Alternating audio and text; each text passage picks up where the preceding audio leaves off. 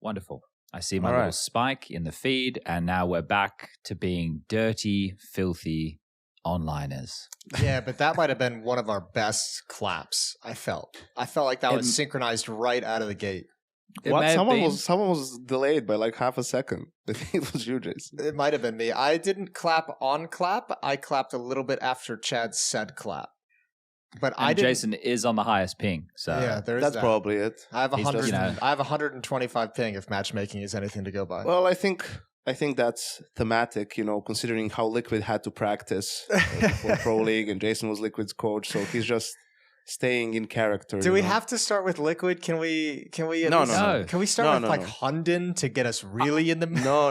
I didn't want to start with either of those things. I wanted to see. Are both of you logged into Steam? Yes. I wanted to start in a wonderful world that I only just learned about today. I'm going to put a link in the chat of TeamSpeak. You can open Slave that Doll. one. I'm already a huge fan. What the fuck? I think, you have to open that one in being logged in. I didn't realize there was such a sexual content hentai set of games on Steam. I wasn't aware of this until today. I didn't realize. And now that my eyes have been open to this, have you played this yet? No, I haven't. It explains an awful lot to do with the anime avatar culture.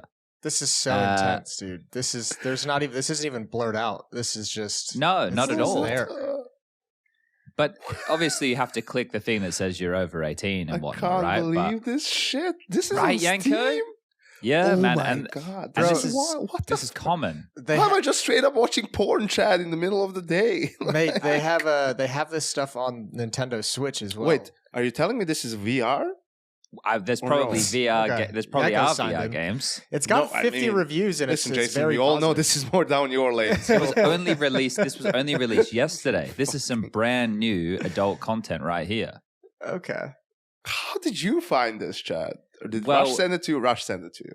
So we were just so here's the thing. I've gone full fucking sloth mode, right? Since Pro League ended. I woke up at you should. I woke up and it was 20 to 12, and I was like, I have to do a podcast in an hour and 20 minutes. I should probably get out of bed.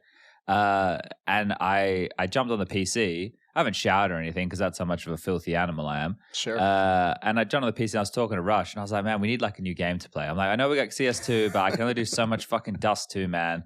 And then we were looking at games, and he's how about this one? And he fucking links Slave Doll, obviously in jest. I just want to be clear, Rush is trolling.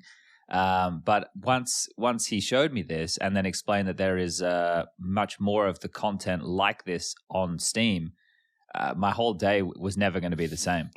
This game does not require too much plot and directly presents its core to the player. The performance of this game makes me feel that the author is a straightforward person. The female character designs and animations are good. I hope to add some more content such as action poses and achievements, etc. 8.4 hours on record. Is that a review? That's a review. Yeah. The game's only been out. The game was only released on the 28th of March. Yeah, and he's already logged 8.4 hours. That's yesterday. Where's how many hours? This guy says it works. It works just fine on the Steam Deck. So he's playing this game on on the public buses and everything. No way. At review time, he had 2.4 hours. But listen to the official about this game story. In the secret underground slave market, I got the best merchandise of this batch. Long, smooth, black hair, beautiful thighs, and ample breasts. Oh my God. And a seemingly defiant look in her eyes. Look at that little But it was also fun to, quote-unquote, bond with the merchandise. Jesus Oh my Christ. Lord. This is weird. I'm so surprised this is actually on Steam, man. I mean, I understand it's like a live store for games, so these games exist, and there's the mature warning or whatever, but I don't know, I'm pretty surprised, pretty shocked. I knew there was dating simulation. I didn't know it went this hard in the paint.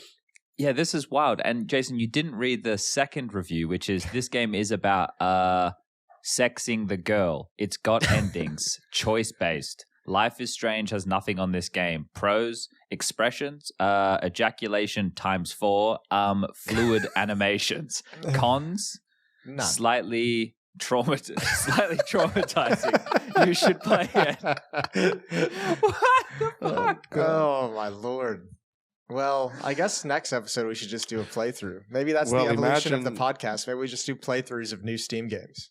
I just got myself a brand new 33-inch perfect curved Samsung monitor, 1ms, 240 hertz, OLED or QLED or whatever the fuck it is. And I was just telling the guys before we went live, like, you know, I just installed it last night and I just booted up The Last of Us.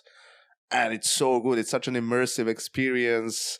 You know, like, it's awesome. I don't regret it at all. I play a bunch of those single-player games. I'll just need to probably get a 4080 as soon as possible. I have a 3070, I think, right now.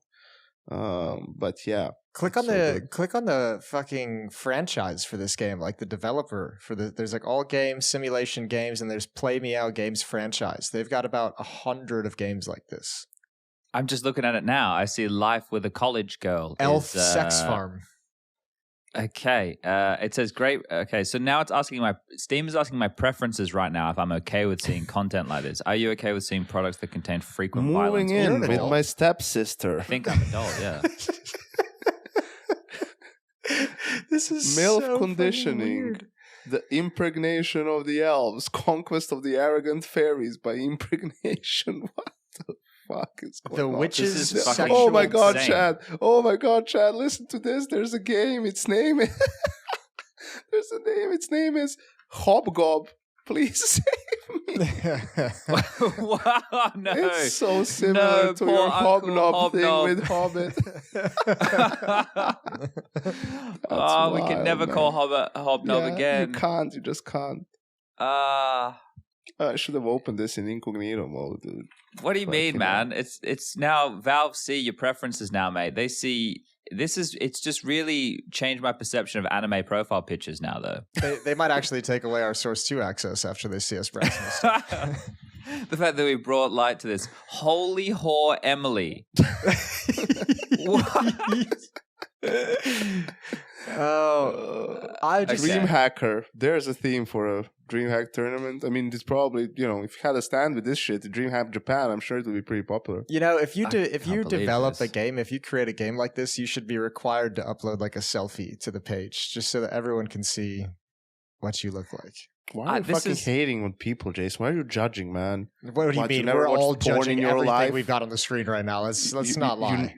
Yeah, but we all watch some weird fucking porn. After a while, yeah, but you get to see their stuff face just while gets you're watching boring. it, don't you? Like you watch it, you know, everyone's been down that fucking rabbit hole at some point. So I don't think it's fair. Listen, like I don't like your tone of voice. My mom listens to this podcast. I've never done anything like that. Oh shit! I didn't think about that, dude. Don't you just think about this from mine too? So probably give her a disclaimer. Don't listen to the first 15 minutes of this podcast. 15 minutes. I'm more amazed that this exists as opposed to what the content actually like is specifically, right? Like because Steam, all I think of Steam really, all I use Steam for is to open it up and play anywhere between the games of Counter-Strike, maybe DayZ, and if I'm feeling a little bit spicy, I might get myself into a bit of Valheim or Sea of Thieves action if the day permits it. Otherwise, I'm not playing fucking anything, and I definitely am not looking for like story-driven hentai turn-based fucking sex games on Steam. It just like I can't believe there's a market for that, but it makes sense because porn as an industry is fucking huge. So, of course, it makes sense in video games as well. These guys have a business email on their page if we want to reach out for a potential partnership. Oh, Talking Counter meets pongpong@playmeow.com. Maybe we could come up with a Counter-Strike-based anime hentai porn game. That could be the crossover. Could you... What are they charging per game here? I don't know, but let's think about this. Well, I mean, Richard has been working on a script for like a, esports CSGO /talent themed porn for years now. So we'll send him that picture of Harry in the maid outfit with cat ears, and that's not a bad place to start. And what about the Anders/Freiberg fanfic that somebody wrote back in like 2014? That's so real, man, that it's scary. We've got the cream pies for sure. That's true. We have that's your specialty. My specialty. Fair enough. You've tailored it more to the personalities we have available. I was more the game itself, but I don't know if the law's there, in Counter-Strike. There'd be a few more stretches that we'd have to make. I think we definitely have enough drama around that sort of stuff to fill out a script for a porn. You need a little bit of a story to get people to buy in the first, 30 minutes, right? Well, but then once you release your first, have recent ones. Just think about it. Don't make me say it out loud, but I want you to say it out loud. Nah, he's right. I don't. That's too low, man. He's right. All right then. Well, where do we go from here? Start. Yeah, it is a bit confronting from this point. I think we've all just had that realization, that we've made it through the first 10 minutes of the show with something that probably a large percentage of our audience also was not aware of, and will now, if they care to seek out the information, will become aware of. And that right there, gentlemen, is learning. And that's where we find ourselves in life right now, learning the nuances and differences of Counter-Strike 2. Do you like that segue? I did like that segue. That was good. I thought it was pretty nice. It was tidy. It was clean. Jason, you weren't with us. You've been out being a fucking dad. What's the best and the worst thing of being a dad so far? Go. The worst thing about being a dad is it feels like every week that you feel like you've figured out the new features of the baby child and how to handle all the different things that pop up, like it changes like week to week. So as soon as you get used to like one routine, like the next week is a whole different routine. So it's just been like constantly evolving and changing with no real consistency to it. Sleep hasn't been too bad because I'm used to being jet lagged and everything. I'm used to waking up at weird hours and on weird amounts of sleep, so that hasn't been too bad for me. But the changing stuff, the best thing, I don't know, outside of like the I don't know, like the general reward of when you see a happy baby is quite nice. A happy baby, yeah, like after like there's nothing. There's nothing quite like spending like 3 hours trying to calm a baby down and being so frustrated. And then eventually when the baby does calm down and just looks happy, you're just like, oh, thank God. Like that feeling is lovely. Is it the same level of relief as we found transitioning from our first topic into this topic? Yeah, it is kind of that high peak. You really hit it hard. What they don't tell you about having a newborn baby. I didn't expect this. This was completely out of, you think like a new baby, like the problems you're going to encounter are like, okay, she's going to sleep and then she's going to wake up and you'll have to like either change a diaper or feed her. And then that's the problem. And then she'll be happy after that. Nobody warned me that like, I feel like if I had to put a percentage, I would say like 70% of the time I'm working just to get the baby to fart or poop. Like they don't like their body can't regulate that naturally as it goes, right? So like you're just sitting there like trying to find ways, like you can tell she has gas, frustrated, not getting comfortable, complaining and crying, and you just you have to work hard to get the baby to just fart. And then as soon as that happens, she calms down. And nobody warned me that was going to be a thing, but that's been a lot of my life while I'm watching Pro League, is like sitting there with a baby trying to get her to fart. Okay, this is a new dynamic that I feel like the way that it's been framed to us, like burping a baby, for example, is you've never gotten down to very similar opposite ends. Yeah, but it doesn't. It just gets framed as a thing, But the why, I suppose, when you look at the why, that's what you've done here, Jason. You've unveiled the why, and that's confronting to a lot of people out there, But I guess this is the place you find yourself in with all of this, right? The choice to fucking bring a little human being into the world. It's like you say, like it's random in terms of when it wants to sleep and all this kind of stuff, and it's constantly changing. As like I imagine that's because the little thing is growing at such a rate. Like it's weird. We don't really grow anymore, right? But these things are fucking tiny. They got these massive heads. They're growing at this. It's all fucked, Jason. I don't want to be thinking about childbirth and crazy little humans, and you're freaking me out, man. Dude, I was feeling safer before. It's some pretty. Yeah, Jason, can you relax? It's some pretty wild shit. Like the first 2 weeks were nice and easy. It was like feed, sleep for 3 hours, feed, sleep for 3 hours, change a diaper, feed, change a diaper, sleep for 3 hours, and then I think it was like during like week 4 or like right before the playoffs was like a really rough week because she hit like her first growth spurt. And she was feeding like every hour. And sometimes like I remember like there was one night I got up, I had to get up at like 3:30 because Jane was exhausted and the baby was just screaming and crying. And it took me until like 8 a.m. like 4.5 hours to like get the baby back to sleep. And it was just like constant crying, moving, fidgeting, awake, like screaming, you know, and I was just sat there at like 5 a.m. and I was like, please, for the love of God. So there's been a couple rough nights, but overall it really hasn't been too bad. But those growth spurts are a crazy thing. We just gave her first round of vaccines 2 days ago.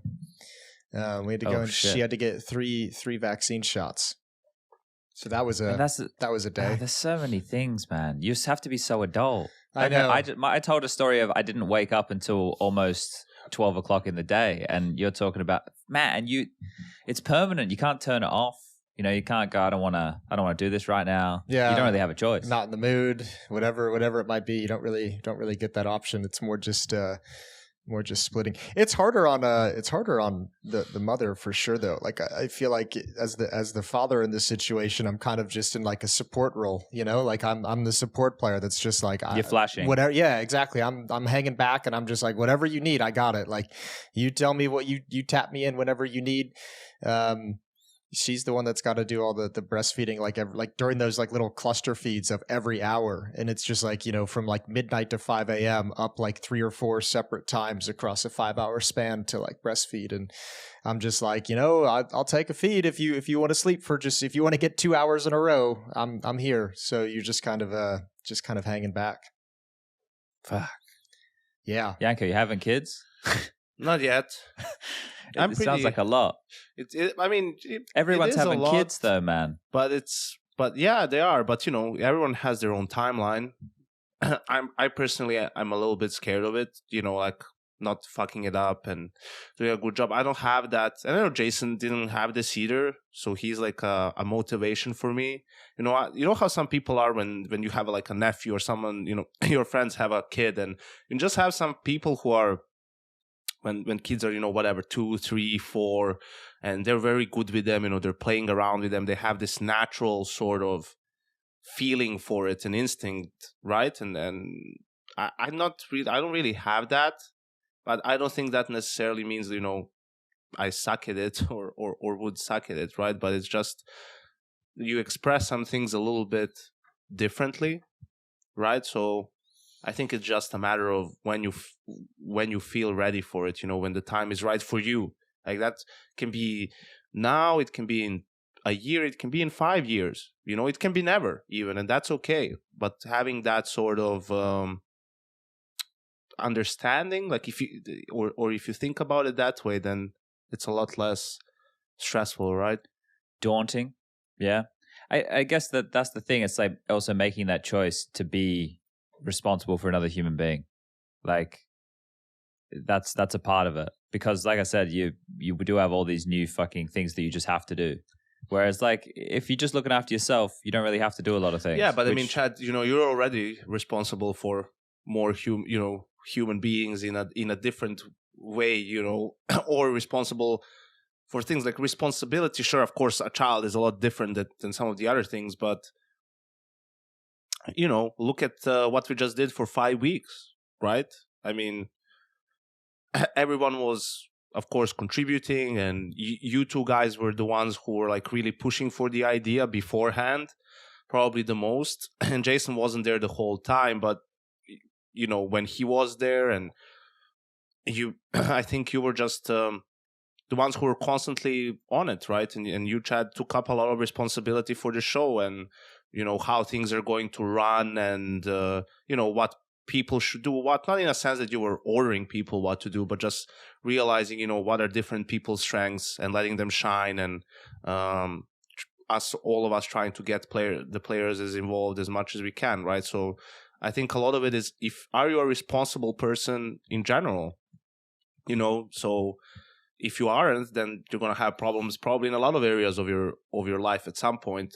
But if you are, then things are probably easier. And the fact that you got up at noon, I mean, mate, like my body broke down almost as soon as we ended that show on Sunday. You know, like it's just been so exhausting, draining, right? We all poured ourselves into it, and your body just sort of breaks down. It's not even you know, so much like, it's not obviously super physically straining.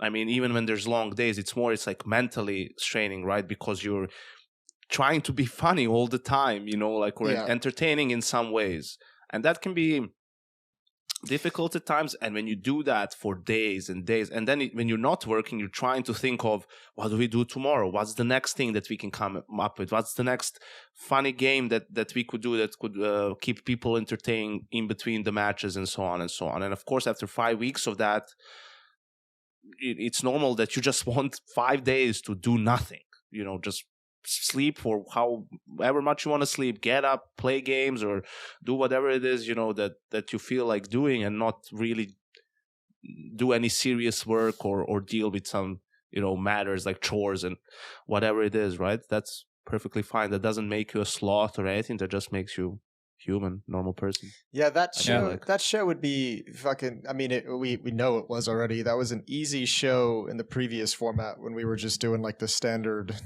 event sports broadcast like that. We could do that event in our sleep and just kind of default through it the way we've had to do it in the past. But I mean, you can just tell that this new format, while we really pitched a format that increased our workload like tenfold, it's way better. It's way more fun. It's way more rewarding. So it's kind of worth the exhaustion in that sense. Honestly, after the first 2 weeks were the most chaotic, obviously, while we were still like figuring things out.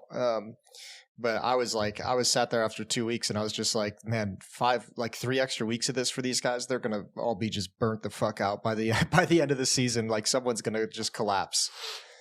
So I think that's why like one of the most important things with all of it is the rapport of the people like doing the job, right? Yeah, it makes it so much easier to spend energy when you're doing it with people you enjoy. It makes it so much easier on you. Yeah, because then it isn't like you're trying to force something. You actually are just having a good, like, one of the things that becomes unique with a group of people, and everyone will have experienced this at some point in their life with different friend groups, is but you guys all start using like similar vernacular or languages, or you have like an in-joke. If someone says something like Shan Manasher, you know, like people know what that means, and there's a bit of a story behind that, and it can be funny in some regards, right? So you look at building that on a broadcast by having people spend time together and do things with one another. And, you know, we play Counter-Strike with each other. We, you know, going out for meals with each other. We're hanging out after work with each other. And that's how you're building that kind of dynamic. And the more you do that, like, obviously you can't do it all the time because you need to have some energy for when you're going into work and stuff. But you bring that into work, and then hopefully it comes through on the screen. And at the end of the day, like, this is the holistic thing of whatever you do in life. If you enjoy it, it's gonna show, right? Like it's gonna infect everything that you're doing around it. So that's the best part, making sure you're doing. And not everyone could do that. We're very lucky, and I think we getting the players on and getting them talking for people at home. Yeah, that was nice. All, you know, we're really lucky to be able to achieve more of that again, because things have. One of the things as well with like how Summit was before, it wasn't so big business in the early days, right? From the orgs, everything was a little bit more chill. Now everything's such more big business, which isn't a bad thing. It's just a new thing, but we lose a little bit of the charm because, you know, and I don't know.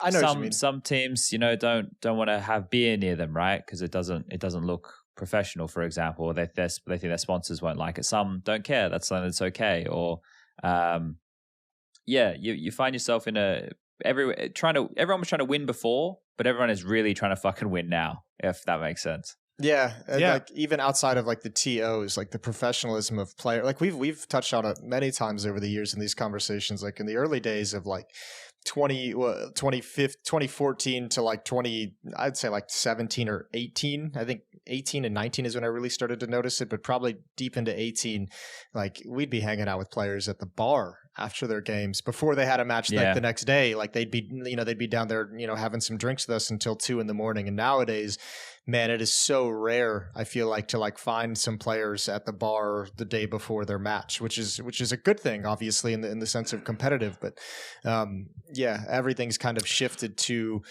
being that more professional, actual competition rather than like this is like a really fun job and hobby that we kind of have, and the way that the attitude that it's being treated towards has just changed so much over the past 4 years or so.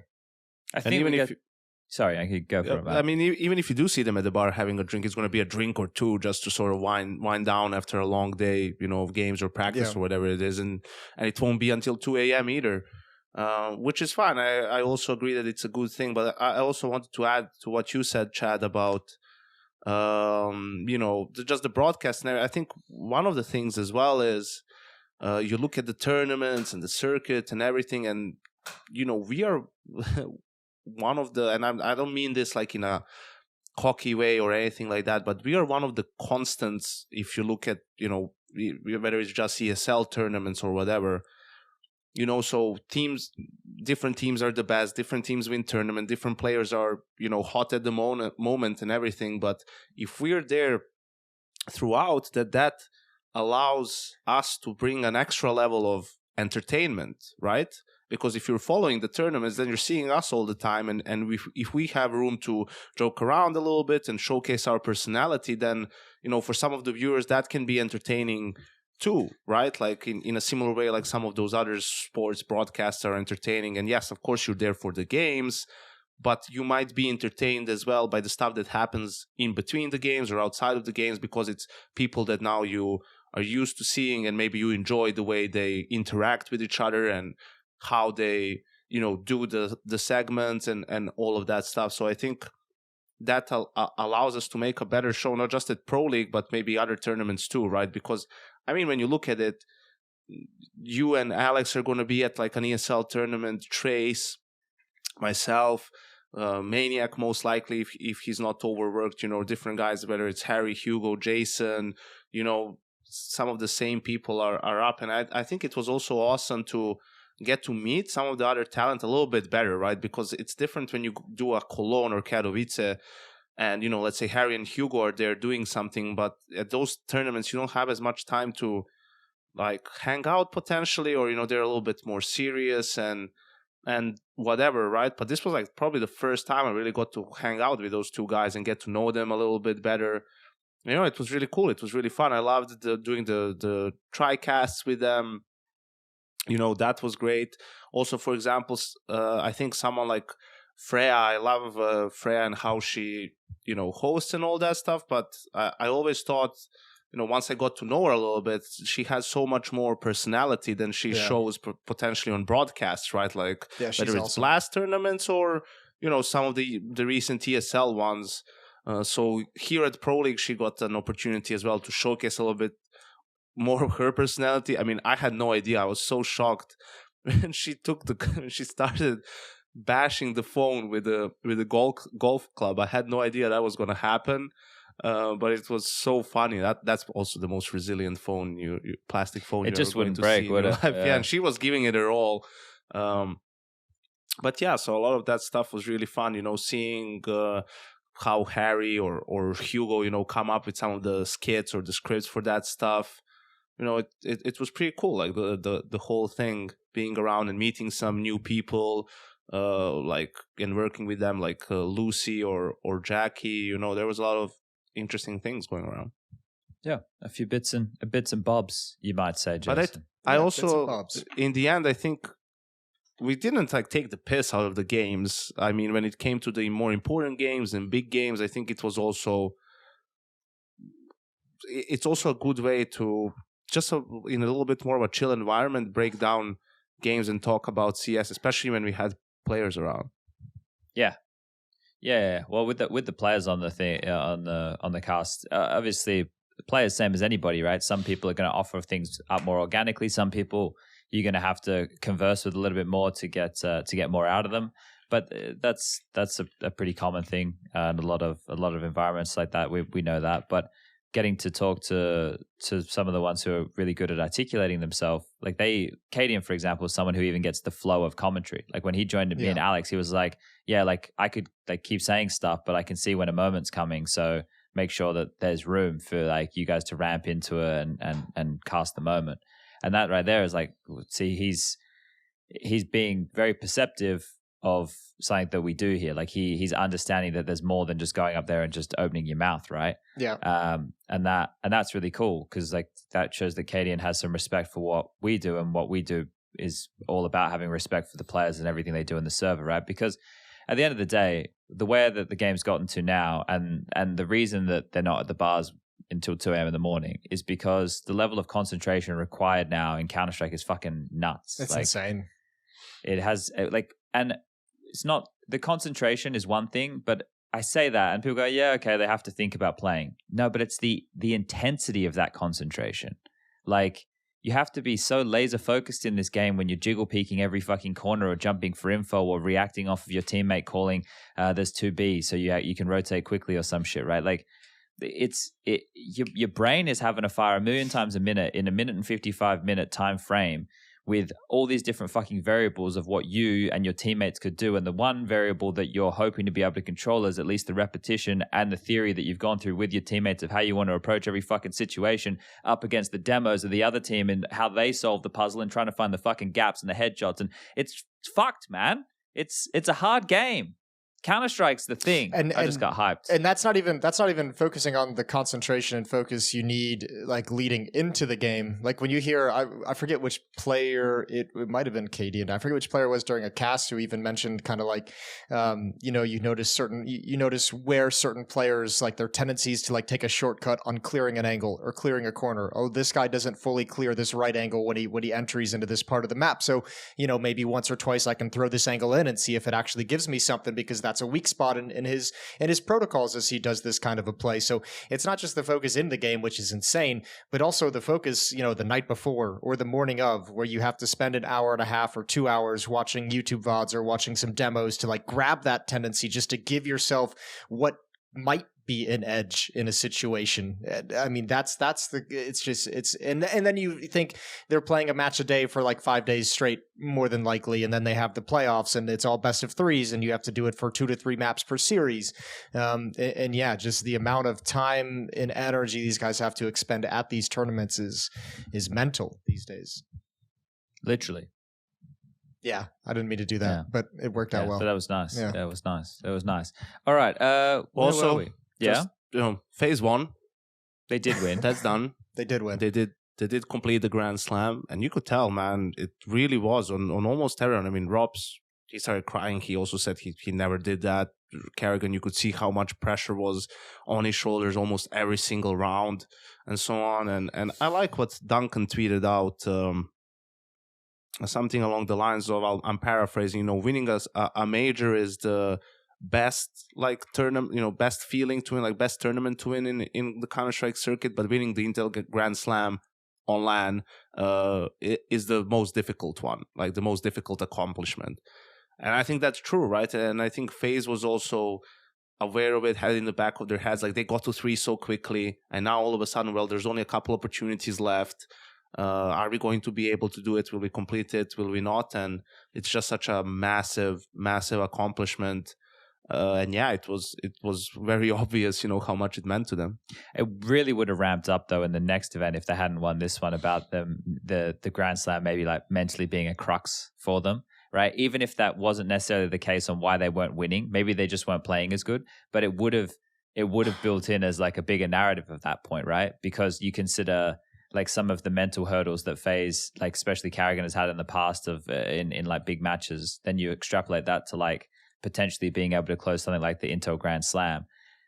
People will jump and make those leaps, right? And that conversation at this event, it was like there, but it hadn't really started. It wasn't like the main conversation.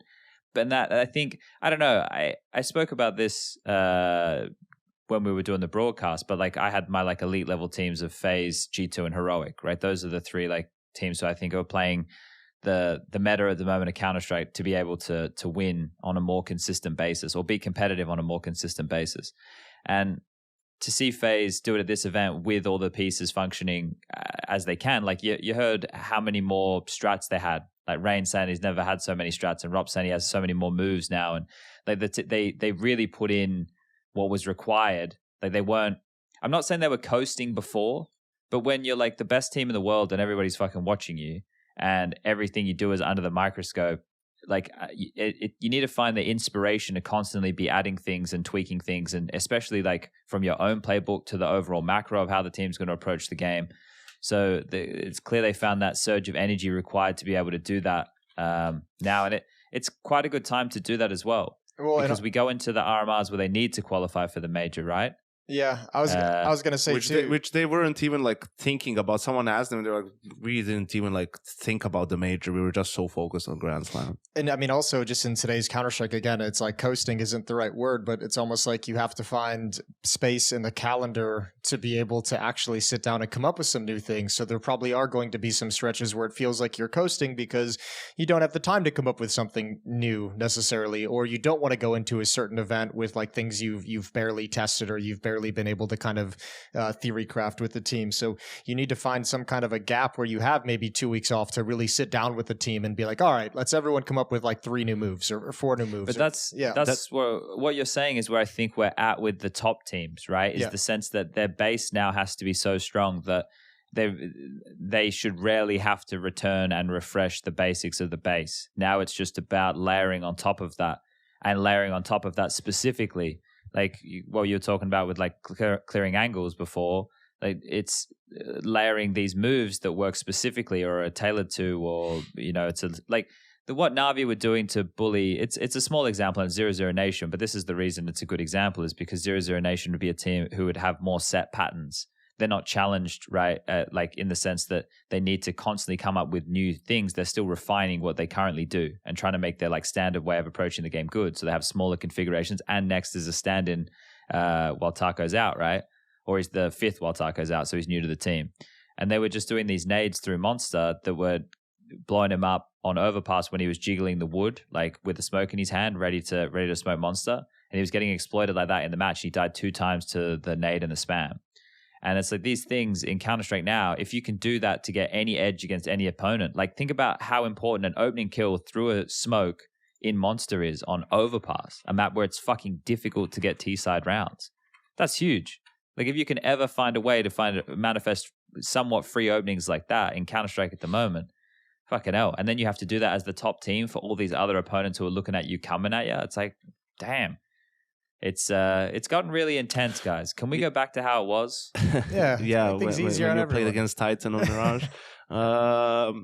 And also, just to add to your point, Jason, to get both of your points, I mean, ropz and Kerrigan and everyone from FaZe actually said that. Like, we finally had some time to practice, and we added so many things, where actually sort of between the lines, Rain was saying, it's he forgot like the strat in one of the rounds, like on Mirage, which was the only map they lost in the final. There were a couple of rounds where someone screwed something up because there were so many things that they added that they didn't really compute in time for them, which is funny in a way. Yeah, well, that's the thing. If you're adding things constantly, even like day of and shit, or like refreshing a night before, and then you return to old shit, it's just a lot. It's a lot, but I think it was a nice end to the Grand Slam. Obviously, I think most people would prefer it to be in a big arena somewhere, considering the level it is. But it was good with the matchup they had against Cloud9. In the sense was this was a team that had given them issues in the past. So I think it was like a fitting opponent to beat in the last couple of months. Cloud9 have beaten them twice, right, in best of threes. So yeah, it wasn't like it's not like an unforgettable final for the match itself, right? But for FaZe, I'm sure it'll be something they'll remember for some time. Yeah, I don't think the game itself is gonna like last in like the memories across a long period of time. I don't think it was any kind of incredible game. It wasn't like a barn burner melting the house down. Yeah, it was a great game to clean up and wrap up the storyline of FaZe dominance and FaZe Grand Slam. But the game itself is not going to stand the test of time. Yeah. Well, I have a. What do you want to say, Chad? It just popped in my head. I was going to say, what do you guys think about this PGL CS2 Major? Well, I just want to touch about something briefly since we just talked about Grand Slam and FaZe and winning. I just want to touch on this ropz thing and ropz's earnings things. Did you guys catch it? I did, yeah. All right. So basically, there was a Reddit point. I'll link you this. I'll reference this if you guys want to check it out. Like, this guy made a nice little thread about it. There was a thread on Reddit about, someone, because it's public information, and not just in Estonia, I think in a lot of countries, different companies, and ropz has a company because players usually open companies to get paid salary and everything, since if you were just getting into your personal accounts, the tax would be much higher. This is just way better. So someone found it or whatever, and then broke it down in a lot of detail. What were the payments, the amounts, and all of that stuff, right? And, people do these things, and that's okay. And I guess for Reddit, he posted it, someone uploaded it, people want to see it. And for me, that's fine. But then I saw HLTV just basically, just publish that as sort of news. And I had a problem with it. It didn't really sit right with me. And I'll say why. I'll give my reasons for it. There's a couple of them. I think probably the first feeling that I had was it's one of those things where with great power comes great responsibility, And I view HLTV as an absolute pillar of our circuit and the ecosystem and everything. I mean, so many people go to it each day for their Counter-Strike news information and so on. And I think they've done a great job lately of adding some different sort of articles, whether it's narrow or, some of these more statistical ones, or even DEMPs. The hardest bomb sites to defend, about some stats. Analysis about teams and players and so on. And that was great. And I understand that they're not only going to report about, the games or the tactics or some analysis like that. Obviously there's news that happen, like the CS2 thing, or, they want people's opinions on different things. But I don't think this falls into that category. And I also think it could potentially be dangerous. And I'll tell you why. There's absolutely cases, and although they are extreme, there was a player at 1994 World Cup that scored an own goal, a Colombian, and then he was killed back home for it by someone who, I don't know, gambled a lot of money or just thought he was a traitor.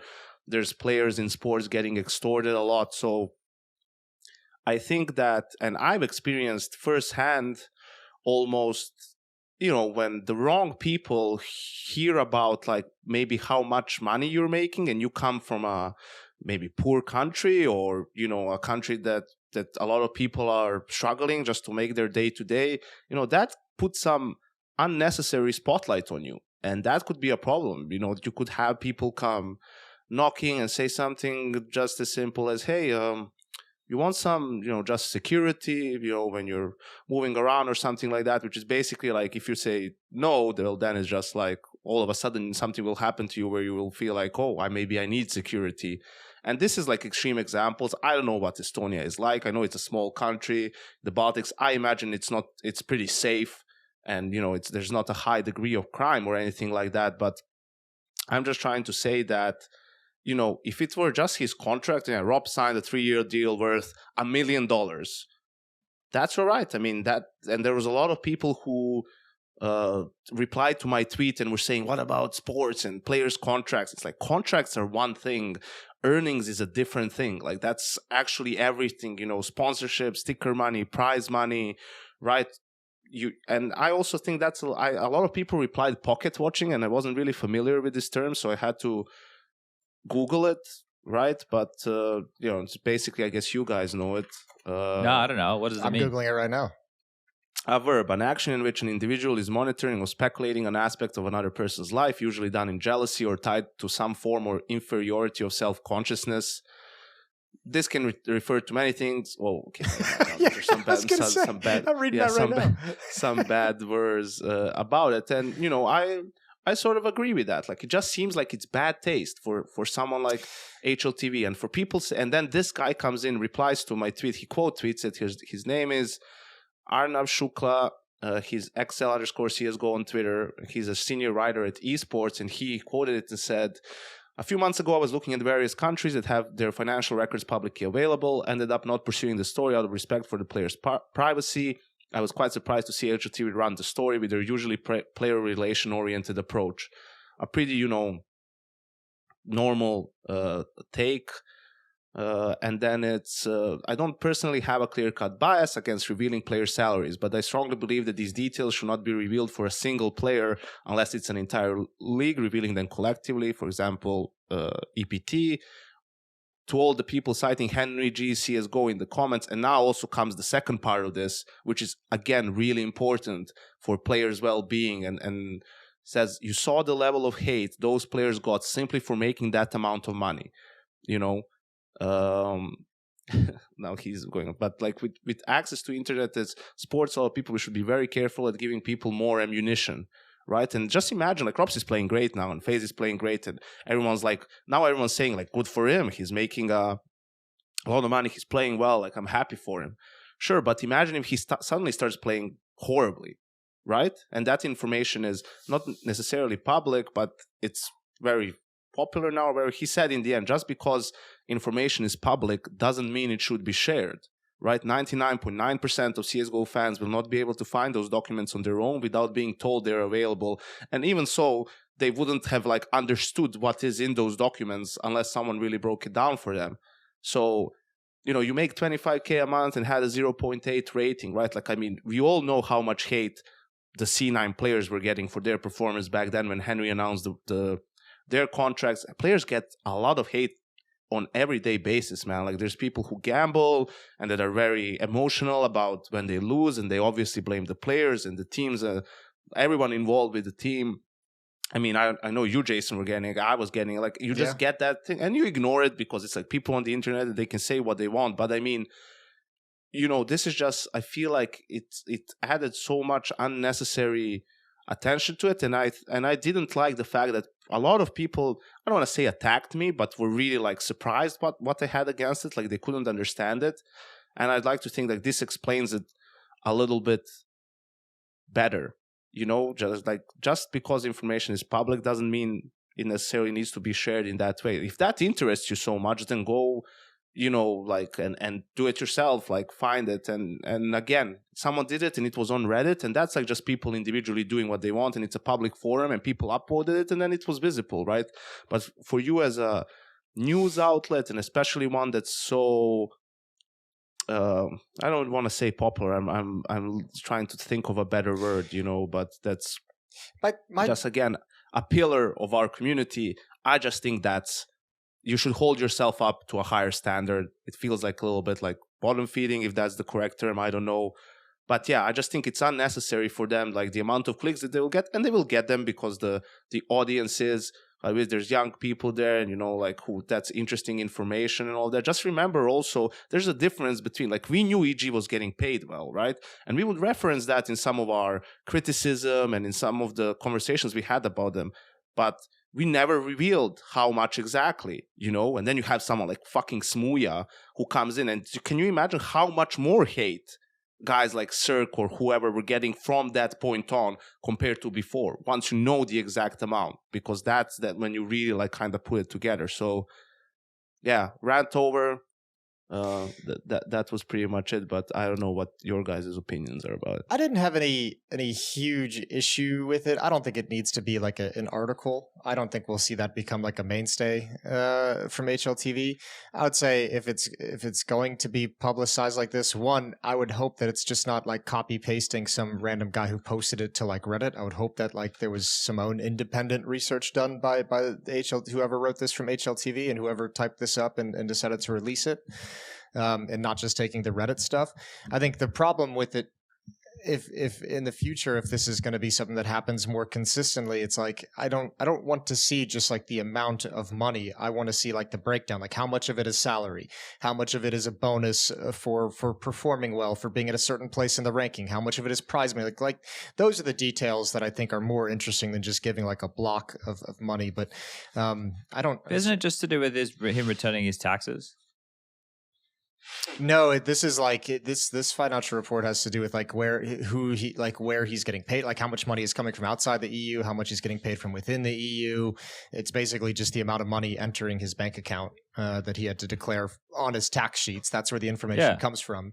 But yeah, so it's from his taxes, right? Yeah. So for in Estonia, like this is, I'm not saying I agree with them making an article about it, but like we're not going to get the information that you wanted. Like there won't be that breakdown. Oh no, I know, but like that's what I would want from HLTV. Is if you're going to do like a financial report, don't just post like the public block number from taxes. Like give us, like go find the breakdown. And if you can't get that breakdown and the details that are in that contract, then I don't, I wouldn't necessarily, I'm not a huge fan of just, I know yesterday on HLT confirmed, I said like, fuck it, let's, I don't mind seeing the players' incomes, but like having the details to it, I think is a pretty big thing.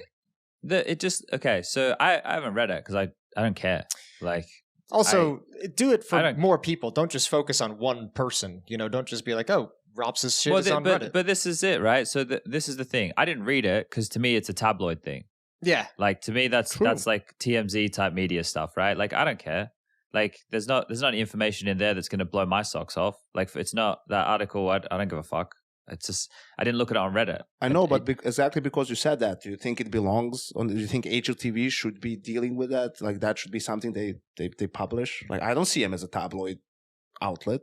No, but if they want to go in that like direction, I guess they can. Like if they're looking for those type of like I'm not I don't give a fuck what they put on their website. I know what I'm here for. I'm here to look for like the match information, and they do some cool interviews. But look at the direction with some of the stuff they've been doing, right? They're taking interviews like on like they're posting like interviews that were done elsewhere now as news, right? That wasn't done as a HLTV interview. They're reporting on something that we did on the couch at ESL, or things that they did like one on Nico when he was on our podcast, right? So they're like a news congregate. Yeah. So they're basically just anything Counter-Strike related that they deem that is in the public headline, they're putting on here. It's not all the stuff that I'm looking for, because back in the day it wouldn't be like this, right? There definitely wouldn't be news articles like this back in the HLTV that we remember from the early days. This is just like the progression of where this is going. And I don't know what's right and what's wrong. I don't own a fucking news website, but I don't want to read it. Like for me personally, as a user, I don't want to read it. Yeah, that's the thing. Like for me, it was more about HLTV than the fact that information. I mean, guys, like there's esportsearnings.com. Like which tournaments FaZe. We could just go through their placing, see the amount of prize money, and sure, organization takes a cut and whatever the split is. But just like even if you do the most basic split, you get like a rough number. So I'm not saying that even with that, you don't need to go to his company. You can pretty much have like a, estimate. You can look at what events that he's won. Yeah, exactly. Right. And you can think, and even if you miss his salary, like if you think he's paid way less than he is, you still get like a pretty decent picture of how much these players are getting paid. So yeah, it's mostly about that fact that I don't think just HLTV should promote that sort of content on their website. And to be honest, like I think they're a great asset, obviously, to our community and all of that stuff. But when was the last time they broke a really big story or anything along those lines? You would expect that the biggest outlet has most of that, but but then I asked that question again, like what it's a coverage website, right? Like are they journalists in the sense that they're going out there like investigating stories? Like do they? This is the thing. Do they have to be like that to get the clicks? They don't, right? The amount of traffic coming through, and I'm not debating like which type of journalism is better or what anything like that. They're completely different disciplines as far as I'm concerned, and people are pursuing different goals and have different end goals in mind as well of what they're trying to achieve.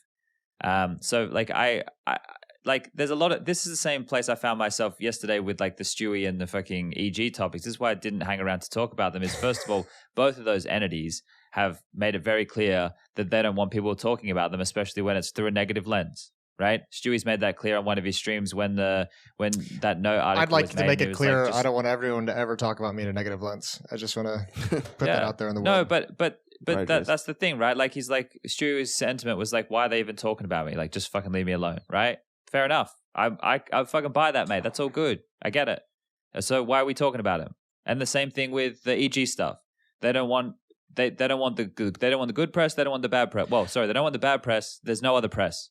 The only press for EG is bad press. Yeah, but so also, you're not getting any press. Yeah, but they don't get to decide that, Chad, because no, but I it's get a public, decide that. it's a so public forum, and we're doing them a favor arena. by talking about them, Yanko. Why are we doing them a favor? Every time we open our mouth and we talk about these entities, we're doing them a fucking favor. Why are we doing that?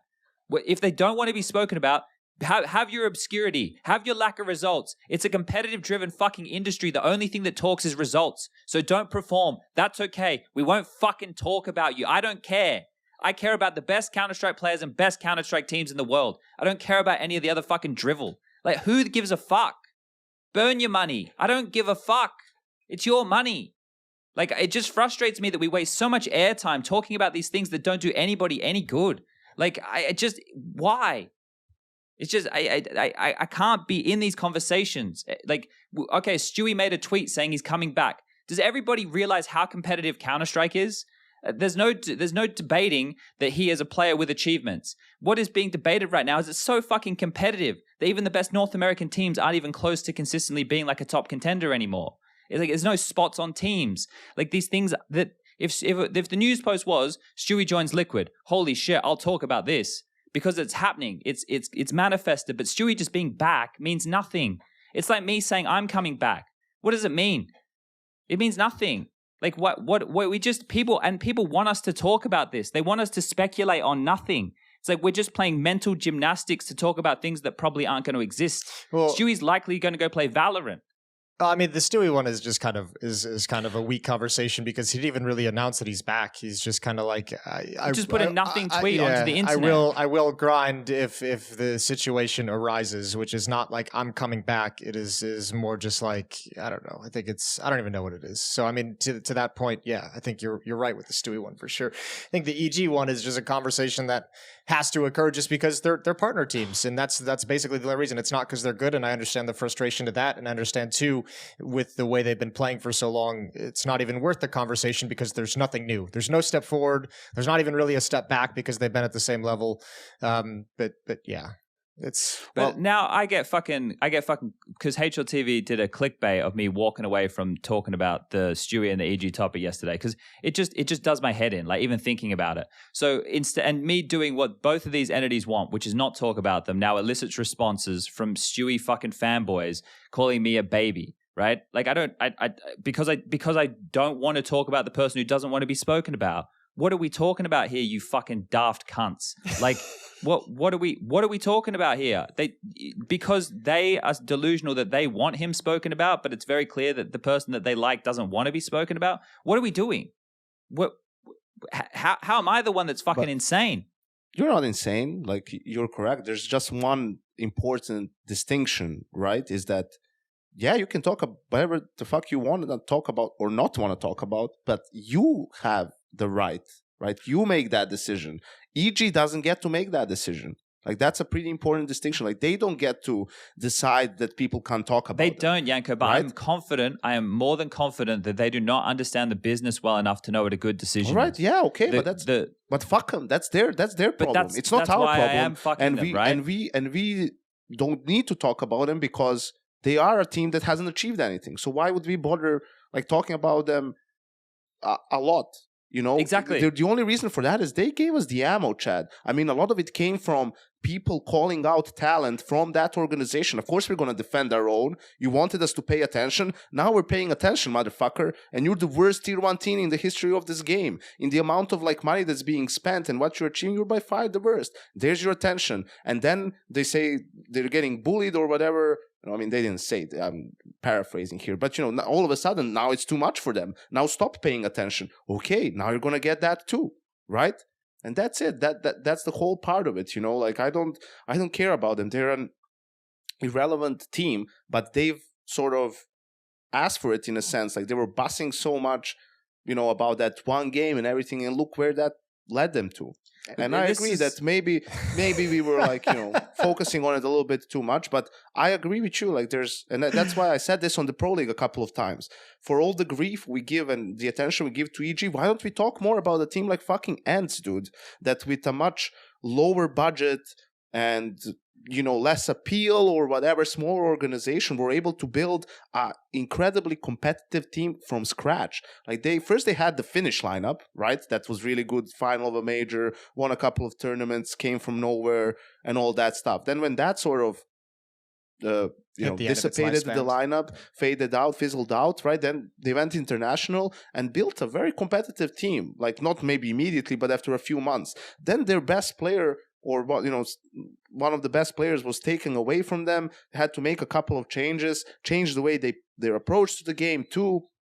And again, they were competitive. And now at this tournament, the first tournament after a player change with only like a week of practice, they knock out G2, the number one favorite to win the tournament. They knock out Vitality, who didn't lose a map in groups, and Zywo was the best player of the tournament. And then they end up losing a frustrating series to Cloud9 where they were very much in it. Like they could have been in the grand final, right? And I agree that we should probably talk more about them and give more spotlight, right? But it is what it is. And I know as well as I, there's reasons to why they were talked about as much as they were and whatnot. But I think that's just an important thing, is like, we don't have to talk about them. We don't need to talk about them at all, but we get to decide that. Not anyone else. I'm kind of helping them with their bad business decision, though, right? Like, because that's the thing. If you decide that you want to be in this shroud of secrecy and you just want to exist there, that's okay. But the thing with these businesses is, and this is the case, their goal is to get their sponsors on camera as much as possible. They want as much exposure for the people that make their business possible. I'm not sure they know what their goal is, but yeah. But that's what I mean. So if EG want, that's all right. We can go radio silent.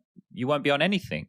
And then when no one is talking about your team, for good or bad, well, then you won't have any metrics to show your sponsors, right? Like, that's how this game works, right? Like, and this is...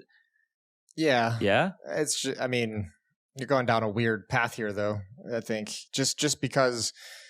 we can choose to talk about them as much as we want, but on some level, the broadcast that we're on, considering they're a partner team, they're going to be... Oh, don't worry. I already know how the whole segment will look like the next time they're at Pro League. Look, well, yeah, Pro League, but I mean, we're going to have to talk about them at the other even in general. It's sure. That's the thing we can. But I know what my presentation will be like if I do an EG game.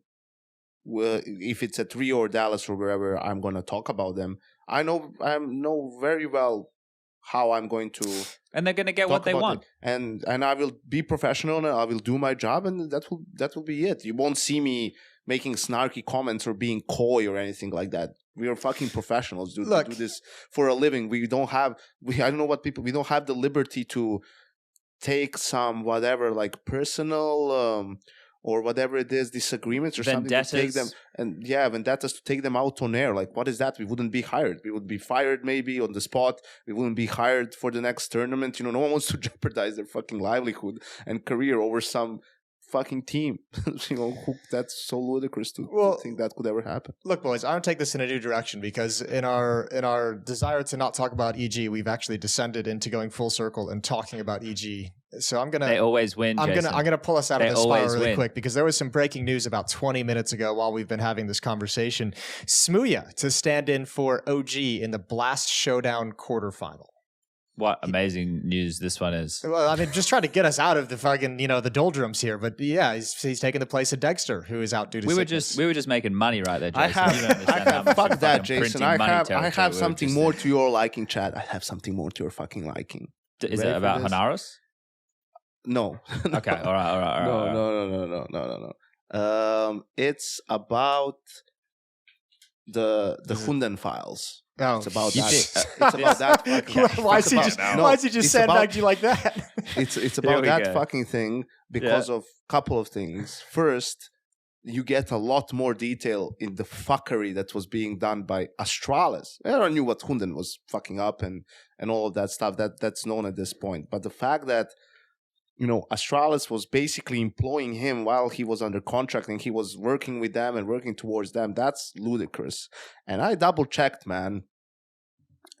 That, Steen was on his case when he saw my tweet to immediately come and reply to that and get into it. Me deleted now, of course. Most of those tweets deleted. Director of Communications. I haven't seen any communication from Astralis regarding Richard's articles.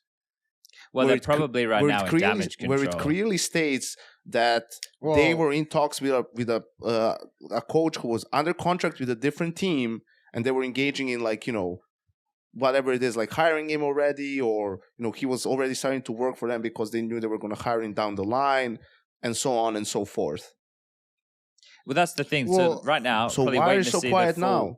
Well, they're probably waiting to see the full extent, right? Where right now? You wanted to share stories. That's a story. Why don't you give me some comment about that fucking story? Let's be real though. This is in court, in Danish courts, they're probably legally prevented from actually making public statements about them because it's going to be leveraged legally in the court case. All right.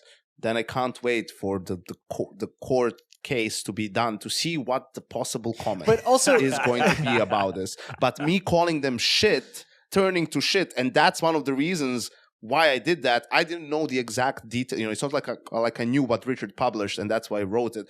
I just knew things were like not good in the org, and you could tell that for what was happening to that roster over time. You know, and from all of that stuff. So maybe they're not that shit. They're just crooked. They're just crooks. I'll be honest though. I said this last night too, and you'll probably have a different perspective on this, Yanko. I don't really care that Astralis was having those conversations with Hunden while he was employed with Heroic. I care that Hunden was having those conversations with Astralis while he was employed by Heroic. Like I don't put that responsibility onto Astralis. I put that onto Hunden. What the fuck, Jason? Are you high?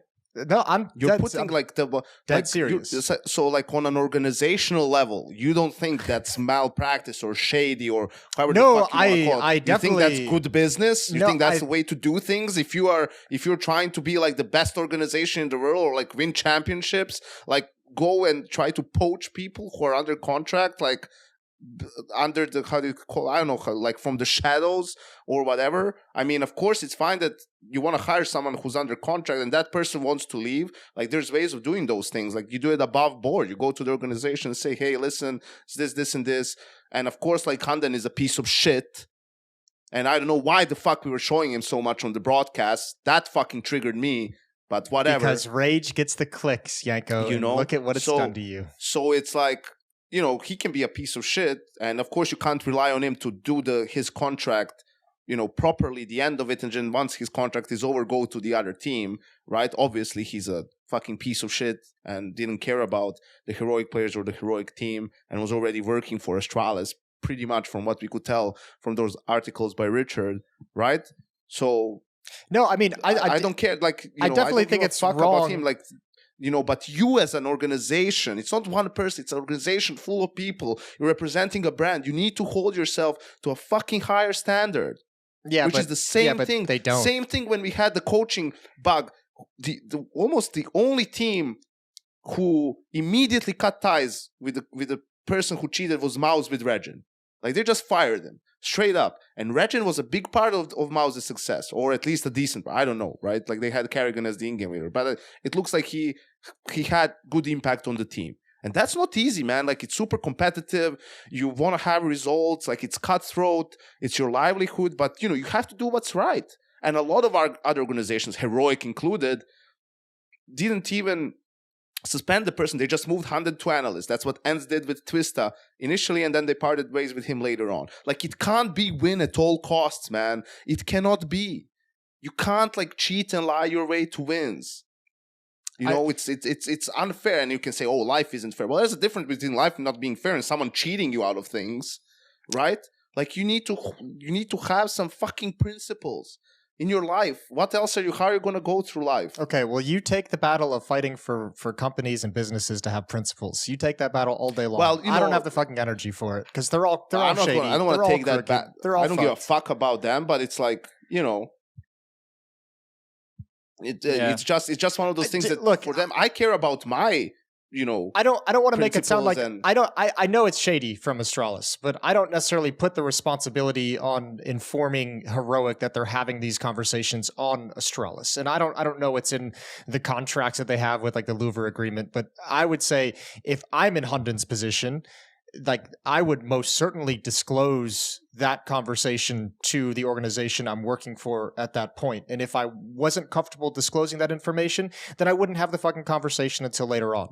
So if Astralis approaches me as a coach and says, we want to have a conversation with you, I say, okay, I need to go talk to Heroic. And if you have an issue with that, then we need to stop this conversation right now. And we can continue this at a later date if there's still interest.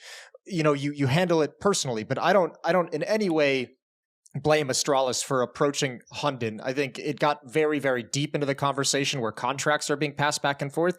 And again, I place the bulk of responsibility on Hunden's shoulders for not informing Heroic.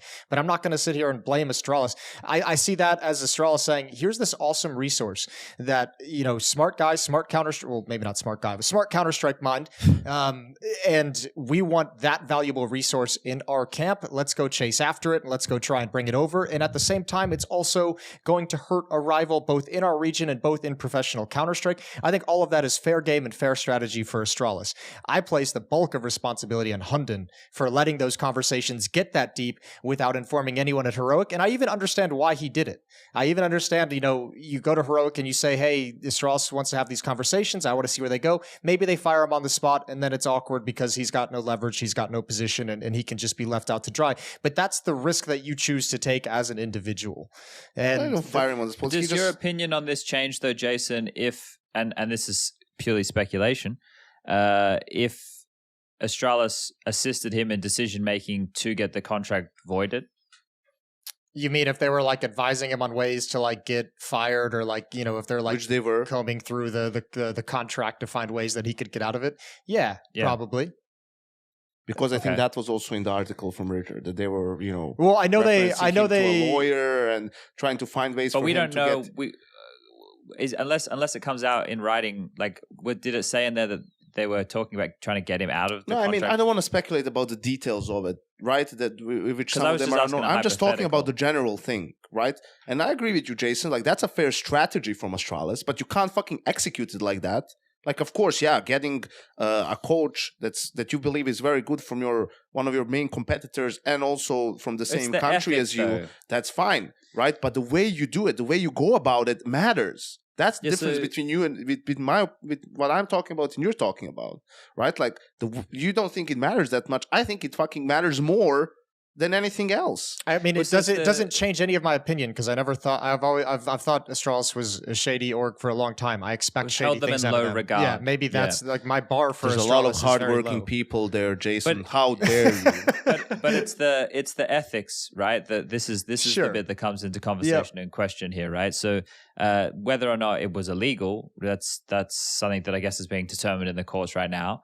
But in terms of is it ethical, and I think the reason that it's so harsh on the Hunden side, and you should probably lump the people involved, right? This is the thing. It's probably the names of the people involved.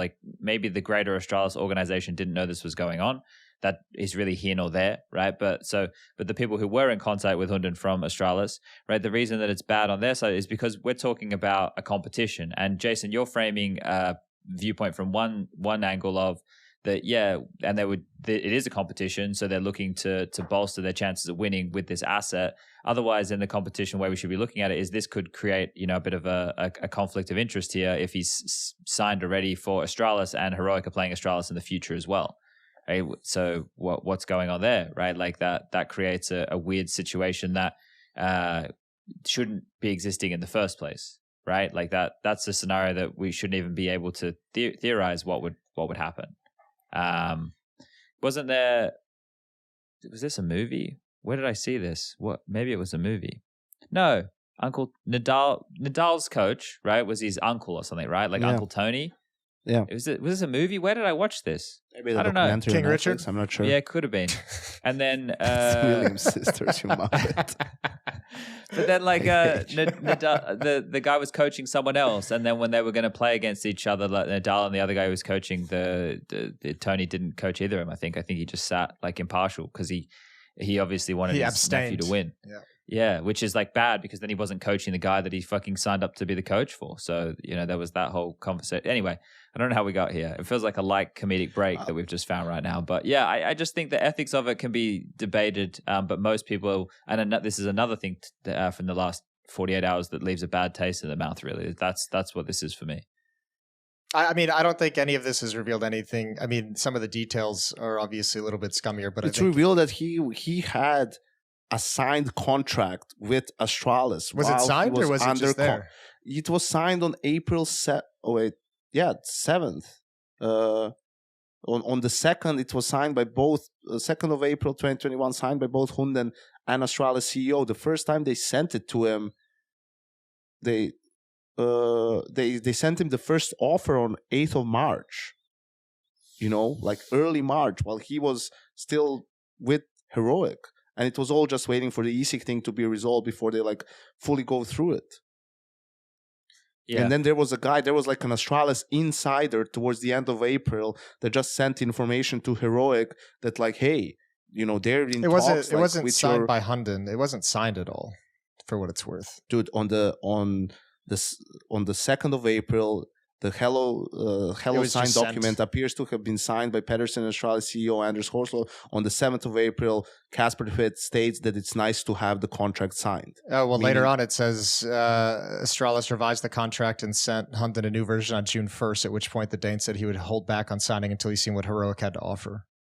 So I don't know. See, I mean, it's all fucking convoluted a little bit once. Isn't that means like that a contract has been signed, now it's just like annexes or whatever the fuck. Yeah, I guess maybe, but I don't know. It sounds, I don't know. This is a part of the conversation that is muddled for me, so I can't. But the thing is, what Richard says towards the end of it, it is reasonable to conclude, as many did at the time, that Hunden was looking to prove his allegiance to his future employers and to provide his future team with a greater degree of success at the expense of the team he currently worked for, right? I think that's reasonable. That when I was trying to think of why he would share that with Astralis at the time, well, because he was going to work with them, and he, in his moronic way of thinking, thought that would be a cool thing and he would impress them and like prove his loyalty or whatever, which is like so... Some Game of Thrones so deranged, shit. Right? But all of that happened because he was already in deep talks with them about signing, right? And for a good amount of that time, unawares to his actual employer. And that's on Astralis.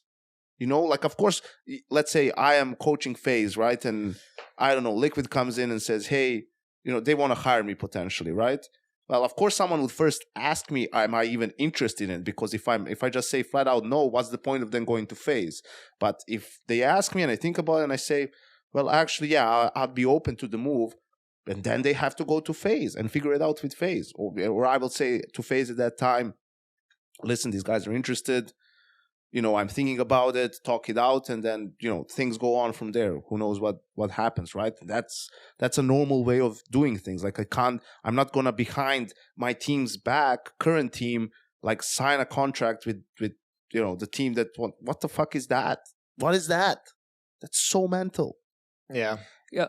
I just think I thought it was really bad at the time, and I still think it's bad now.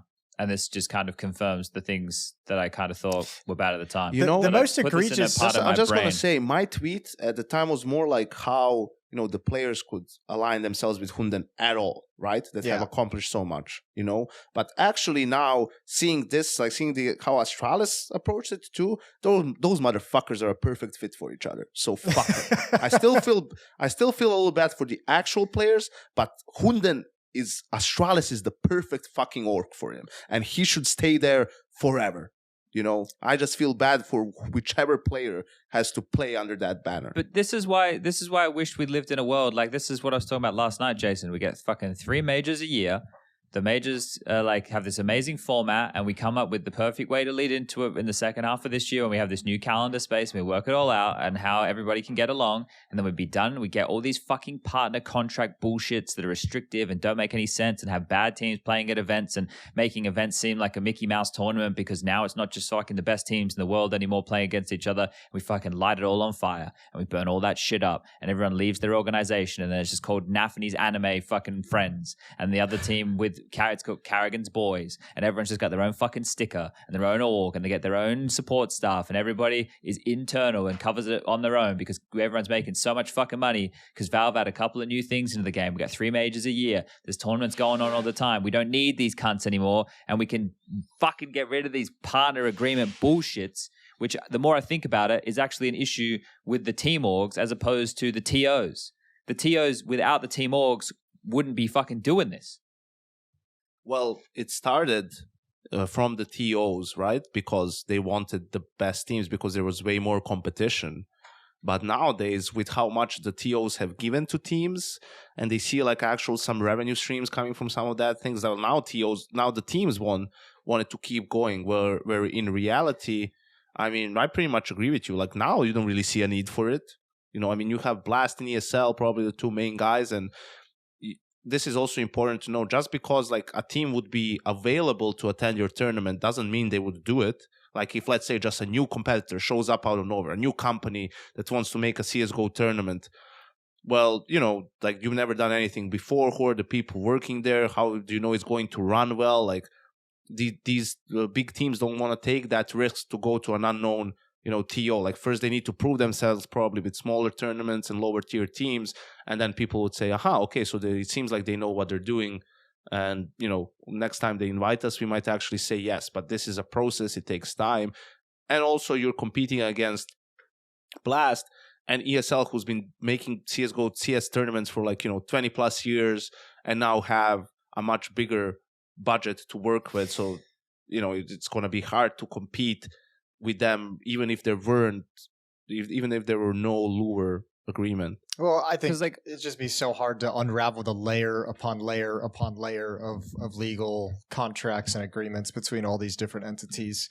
And that's even getting after the point where you'd have to pitch this idea to about 50 different parties.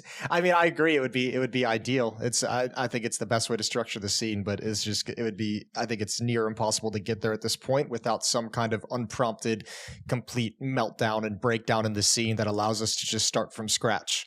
I think let's liquidate it all. I think it's too hard to just reset. Take your step by step backwards to get to a point where you could actually enact something like this.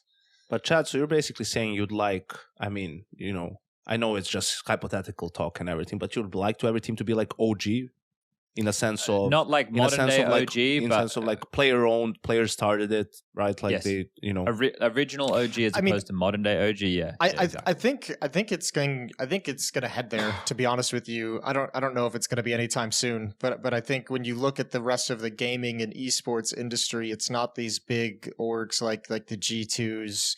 It's more like streamers and personality based stuff that is killing it at the moment. And I think it's just a matter of time before that turnover just occurs in the industry all over. And I don't know if that's going to turn into something a little bit more loose like what you're talking about, or if it's going to just be instead of some big conglomerate. Like I don't know. I think the more we start seeing like big time streamers and influencers and personalities getting into esports and team ownership and having teams like what's happening in Valorant right now, where streamers are picking up teams, I think that's just going to happen more and more. And I don't think we'll necessarily see these kind of big louver agreements all that much in other games. I think this is going to be uniquely Counter-Strike, to be honest with you. Well, I think this is an interesting discussion, but I think we maybe underestimate how much these teams actually do for the players and how much they bring. Oh yeah, I agree. To the table, right? Like you'd have to have players really invested in building their brands, creating content, streaming. You know, which how many players percentage-wise do you think there are right now in the scene who are like that? I think there's actually 0 who do it enough, but I think, you know, there's guys who... And why is that? Well, they don't have time. They don't have time with the calendar. Yeah. Right? And I mean, it's not even the calendar, man. Like the calendar isn't that jam-packed for some teams. It is more than the others, right? But it's more so the fact that you're competing and you don't want to lose. You want to win, obviously, right? So you're putting in a lot of time to get better. So you do more winning and less losing.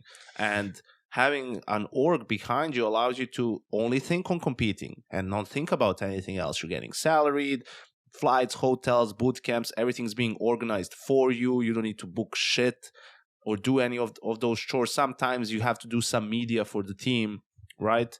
And that's it for the sponsors. And that's all there is, right? Also, I mean, just to show how complex this issue can be as well, because I think we're talking about this from like the competitive standpoint, of the esports standpoint. But I mean, just think about if you want to be one of the big personality within Counter-Strike, it's so daunting compared to other games when you consider, Counter-Strike content generally is demonetized pretty much immediately on YouTube. It's hard to sign sponsors and partners onto, even for the biggest orgs. And if you're an individual, I imagine it's just as difficult. So, there's. But we say all these things. We say all these things in our esport. We've transcended esports. Sorry, Counter-Strike is the biggest and best game. Sure. Yes. It's been around the longest. It's got the most storylines. It's got the most everything. It hasn't just existed on nothing. Right? Sure. Like, I think these obstacles and hurdles that we say about like here's the thing. If you're a sponsor and you sponsor Counter-Strike and you don't want a video game gun to be on the screen, what the fuck are you doing?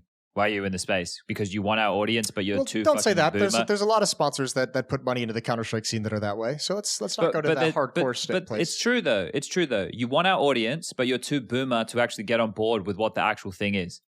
Yeah. And if you're too boomer to actually get on board with what the thing is, then do you really want the audience? I mean, yeah, you do, obviously, because the audience is really valuable. It's a great demographic. But yeah, I agree with you in principle. It is a very weird thing where we will sponsor this, but under like these certain specific conditions.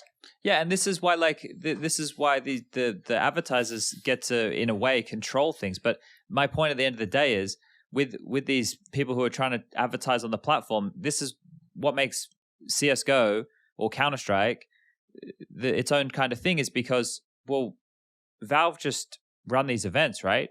Like, and within the ecosystem, this is what I'm saying. I know I'm living in a hypothetical land here, but if you had a 32-team event run by Valve 3 times a year, with the money being obviously higher than it is right now, I'm not saying like the TI level, but you have an ecosystem that's self-sustaining by the people who actually play the game. We all know how much money goes through the fucking Steam marketplace to do with skins on transactions when a new crate comes out.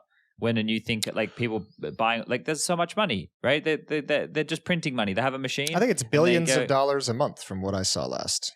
Yes, so it's more money than anybody who plays Counter-Strike at the highest level could ever dream of.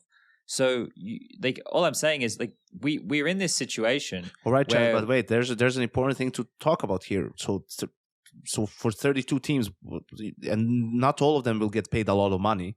Not billions. I won't lie, I haven't thought this. Through I know, completely. but I'm saying is like, how do you only 32 teams can be there? How do you get good enough to be there? Well, this is the thing, right? You need to get funding in the beginning, right, to be able to find yourself a place. But this is where things like the regional stuff that we have right now in Counter-Strike is really important. But then at the grassroots level, which means from like the country itself's level, it would have to be a priority to have people streamlined into being professionals at this thing, so people can make money. Or you'd already need to be affluent enough to be able to spend enough time to which do is that, a very, very small percentage of people, especially, and even more so when you look at some of the regions that are successful at Counter-Strike, whether it's the CIS region or Brazilians, right? It's even less there than compared to, your Denmark and maybe Scandinavia, Northern America. Valve reportedly making $54 million a month from CSGO cases. That's pretty good. That's what, I mean, to take that with a grain of salt, this is math done by Anomaly. Oh, you don't mind pocket watching Valve? Not at all. Hypocrite. No, but private. May 1st to June 1st, a total of 26 million cases were unboxed. Everyone knows Valve is fucking making bank. Yeah. I mean, from all games, from everything, from the Steam market. I mean, they don't even have to do games. Just the Steam market in itself is giving them tons of money. Yeah, the porn games. Yeah, but listen, we all got to contribute. That's the problem. Somehow. Like, the Counter-Strike has become so good. Like, the level of teams and players is so high that it takes a lot to get to a high level, which means a lot of hours.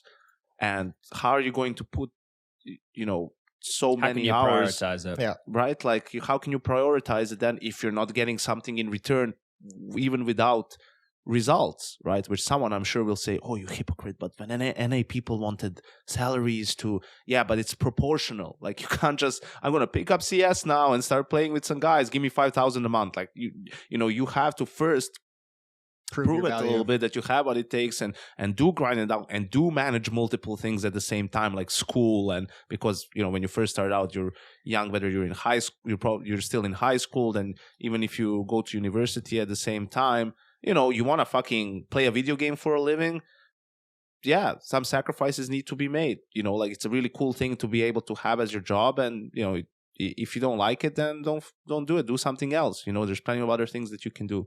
So I think that's why it's a problem. Like one way or another, you would see these streamer teams or player-owned teams morph into like what is a traditional org. I mean, the OG, it's a great example of that. And I think something that we also underestimate with these streamer teams, right? Like streamers, the very popular streamers, they operate a little bit weird. Like, I think we look at them as a person playing video games and they're getting paid for it, right? But if you actually want to look at it, think about it a little bit more, they're more like a TV channel, maybe even, in a sense of, right? Like a lot of people watch it, so sponsors pay a lot of money for their advertisement to go on there, and that's it. They just do it in a unique way where it's them playing games and interacting with viewers and so on. And this is something that happened in CS2 a year, or I don't know how long ago, but Gaules is huge now, obviously, right? But initially, like, they looked at him as just, this guy just wants to co-stream, right? So obviously either, I'm just, speculating here, so either he would get rights for free or for some smaller amount, because he's not a studio that's doing it, like, the perception about him was just different. But then you realize he's getting massive numbers on his stream, he's making massive bank from it, and you could charge him way more and it would still be profitable for him.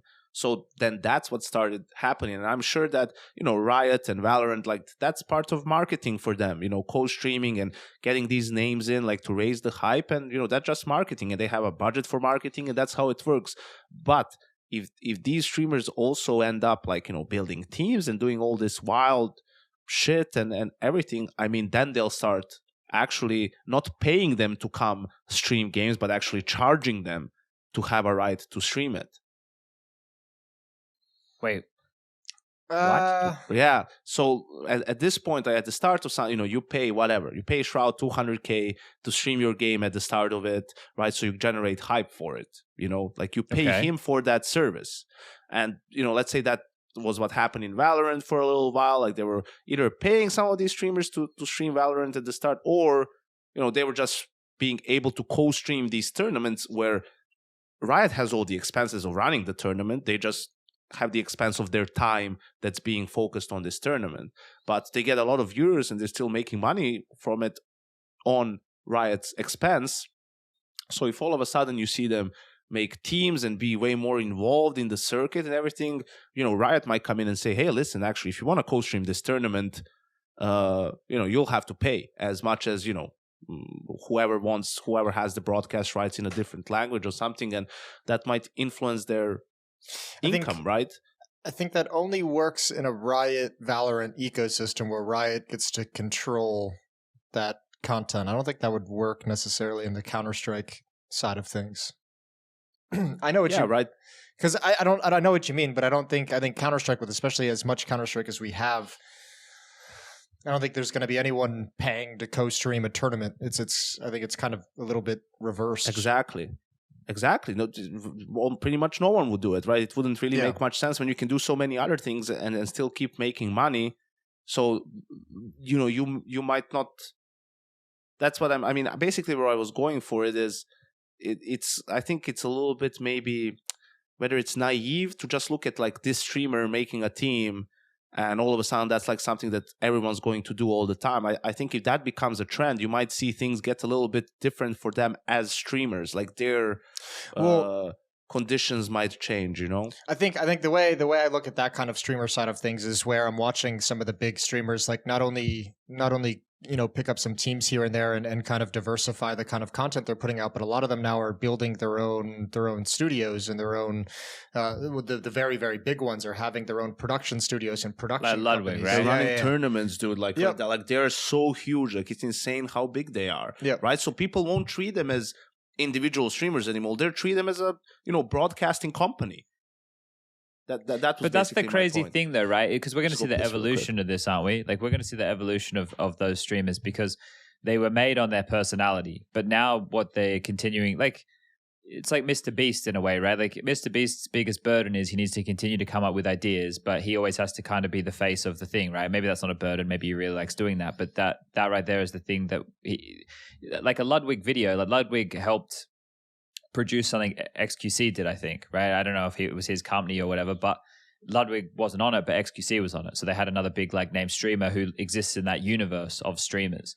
So I don't know. That influencer shit is well out of my fucking remit. Like I have so little understanding of how they do their stuff. I think they do the opposite of what we do. We're like personalities who are on someone else's shit, and they're their own personality on our own shit. Let's start a production company.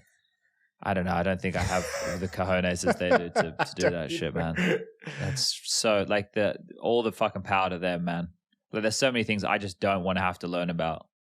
Yeah. And I assume a lot of the shit. Well, eventually, probably what happens with these guys is they make so much money that they can just pay somebody else to do the things for them, but they will still manage all the decision making, which is kind of the best bit. Right? You get to make the decisions, and someone else will do the work. Well, I think the big thing too of that though is like they've already got like contacts with plenty of partners and sponsors who can help them along the way and help get involved. And I think, you know, you're always going to have to worry about money, but they have the access to be able to find that money, which is very alleviating of some of the stress. So they have access to resources that can help them along the way.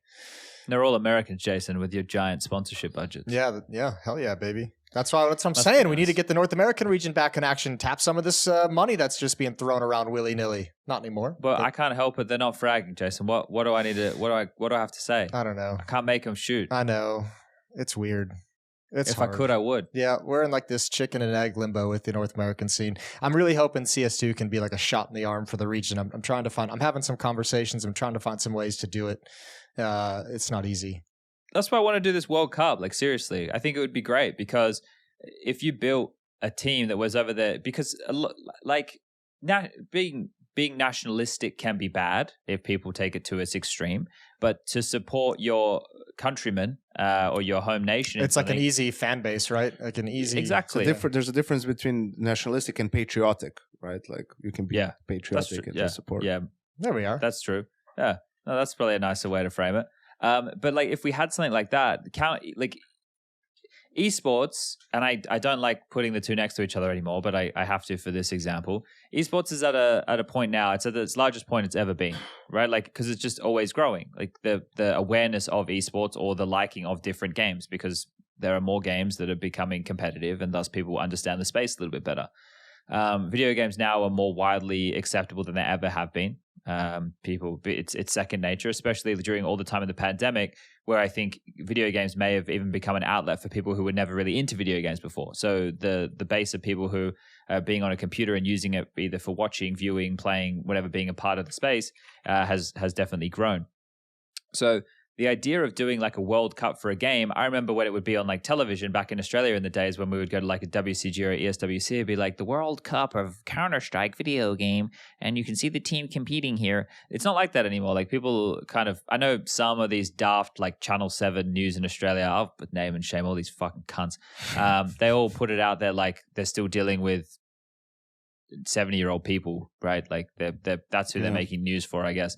But like it's a lot more acceptable in the mainstream. So having a World Cup where people could get behind a team being good at a video game, especially one that's so easy to understand like Counter-Strike, could be fun. Like I don't know if it would be. Maybe it would be shit. But I think it could be fun. Like that little thing we were doing during the broadcast, coming up with different teams of different nationalities. Like getting players in the server like that and having them go toe to toe. We don't know. Like at the moment, who's the best Counter-Strike nation? Probably Denmark, right? Like Denmark, I guess, unless they had those rules applied, could just probably send an entire team. But if we applied some rules like from current teams, you could only have 2 or 3 players or something like that. That would be interesting just to see who matches up and who the best teams in the world are. But I don't know. I just think we're not talking about marketing here, are we? But I just think it'd be a fun way to fill that calendar space that we have coming up. Yeah, we're going to have a lot of calendar space. It would be. Well, which one?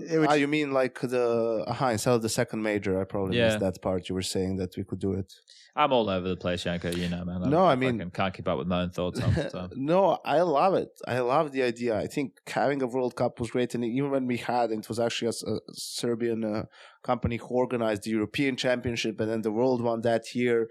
I think that's a lot of fun. You get a lot of talks. And when we did poke the players about it a little bit on the couch, like they all said, like, yeah, it would be actually really cool to play this. Obviously, they just need time. Exactly. But my idea was this. So let me know what you guys think. And this happens also in sports. Obviously we have to have qualifiers probably for it or whatever. Even if you just decide to invite a team, it doesn't matter. But, in qualifiers, you don't necessarily have the best players playing. Right, but that happens in sports too. And then if you qualify, some of the better players will come along for the ride too. My idea was, when do you schedule it? Okay, let's disregard this year where we have maybe space in the second part of the year. But let's say it's a normal full year calendar, 2 majors, all of that stuff. My idea for it was you do it like the last week of the player break, pretty much, right? Why do I say this? Because teams probably won't start practicing, or you schedule it right before teams start practicing so that it's a way for players to come in, get some hours in before they go back to practicing and tournament play. You always talk about ring rust during player breaks and all this stuff. And then it's a cool way for them to sort of get back into the season. It's more puggy, it's more screamy. You don't need to do anything special. You don't need to be on, your A game or whatever. And you do it also at a cool location, right? Which would entice players a little bit more to come and play. Let's say if it's Hawaii winter and you do it Hawaii, or Hawaii is probably so bad, but Mexico, right? You do it in Cancun, like that ECS season or ECS finals or something along those lines. And I feel with that, you would probably get like a decent amount of even, tier 1 players to come and play, because you get to toy around with different rosters that are impossible because of contracts. But also, fuck it, I'm sure you could find someone who give a fucking $1 million for that tournament. Give a little bit of what you're saying is of cash injection, and bribe the players by paying for their vacation to a cool spot and have them play one best of 3 Yes, why the fuck not? I mean, you are getting them that way. You are getting them, right? Like, how else are you going to do it? Like, which team is going to how can you it's just impossible. It's impossible to do it around other tournaments because, players would be betraying their teams, or the teams would be restricting their, there's too many obstacles and it just can't be done. So it has to be at a time where it doesn't hurt their actual season. And another thing, I would do it at a minimum at the maximum, I wouldn't do it more often than once every 2 years. Right? So it's like one of those things that you don't get to see every year. So there's actually a bit extra hype around it and extra expectations. And also it's all something that players don't have to deal with year in, year out, right? Like, if you know that you have it every year, maybe it's a little bit, this is a little bit boring. Maybe even 3 years.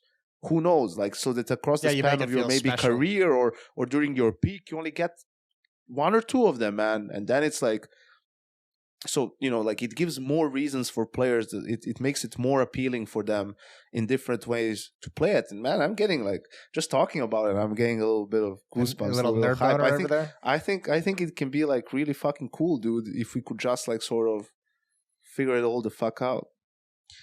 Yeah, there has to be, like, because back on it in terms of having to incentivize the players, right? You either do it with a silly amount of prize money, which if the prize money was too high, then it would make regular events look fucking stupid, or you do it in the other way that he's saying, like giving them an experience that they really should want to be there for, right? Yeah. Like, imagine if that was coupled together with like the award shows with like the best players in the world and all that kind of stuff. So it kind of all, you could kind of link it all together. Ooh, HLTV, hint, hint, wink, wink.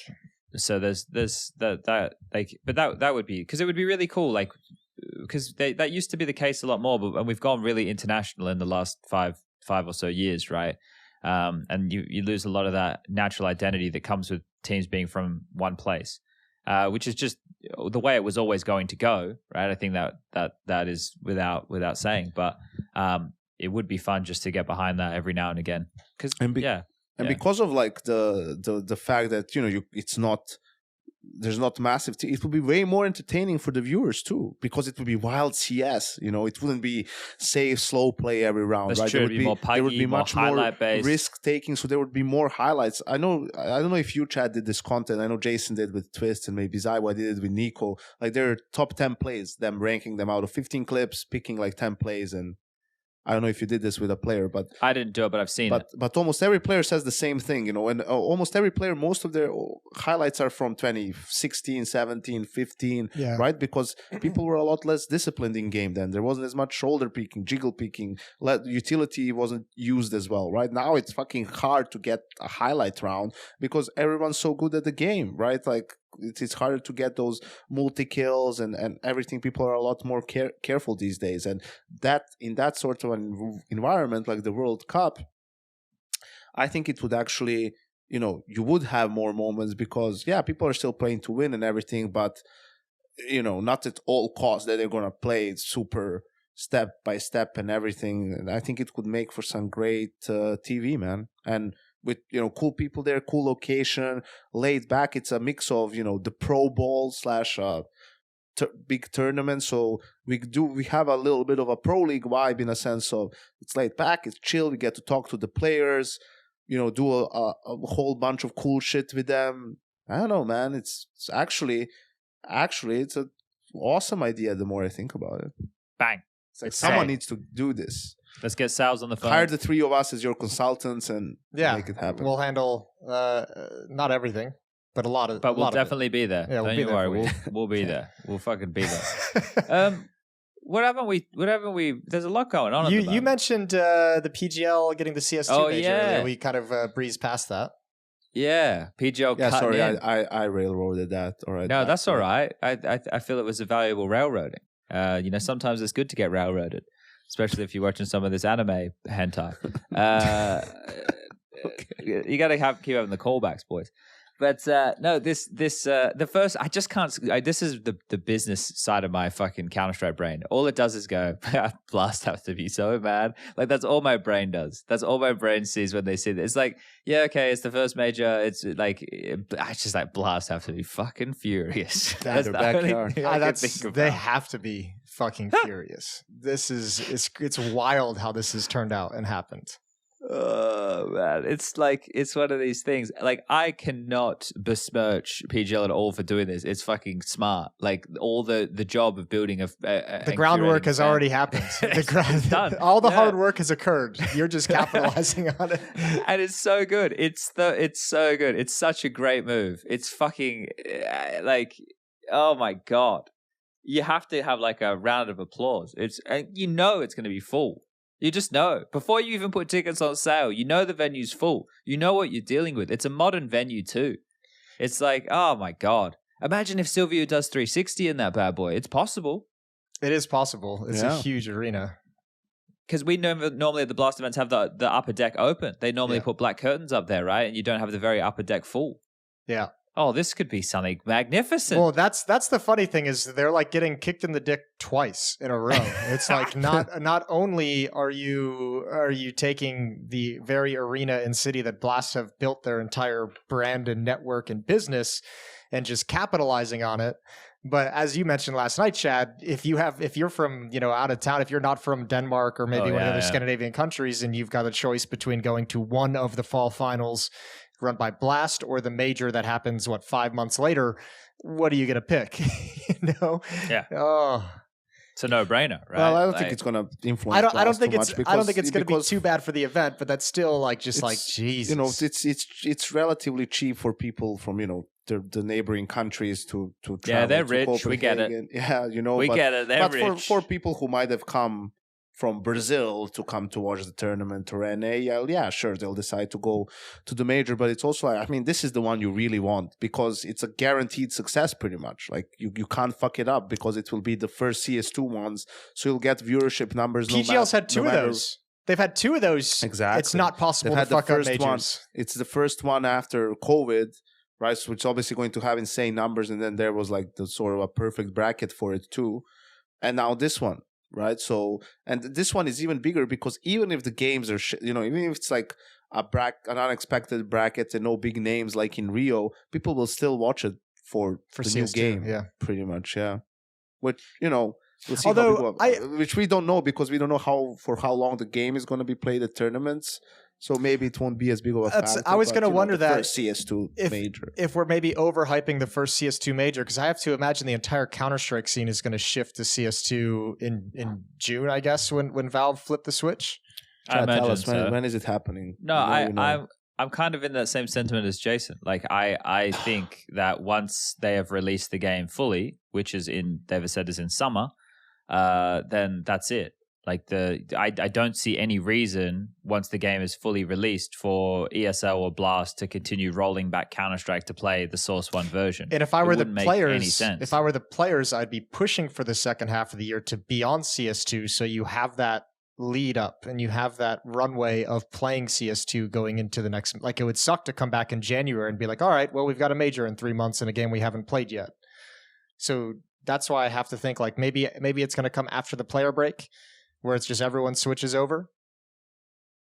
Well, that's the thing. I don't know if it's up to us. But when does summer officially start in America, Jason? I don't fucking know. I'm not saying like, is there like a date? Is it like today is summer? Do you guys like wake up and that happens in the States? I think technically there is. I don't know what the fuck it is. Summer solstice is like late June, mid to late June. Okay, so like that's the thing. Like they're obviously not going to release it on the first of their fucking summer, are they? But first of all, they'll release it when it's ready. I would imagine. Wednesday, June 21st.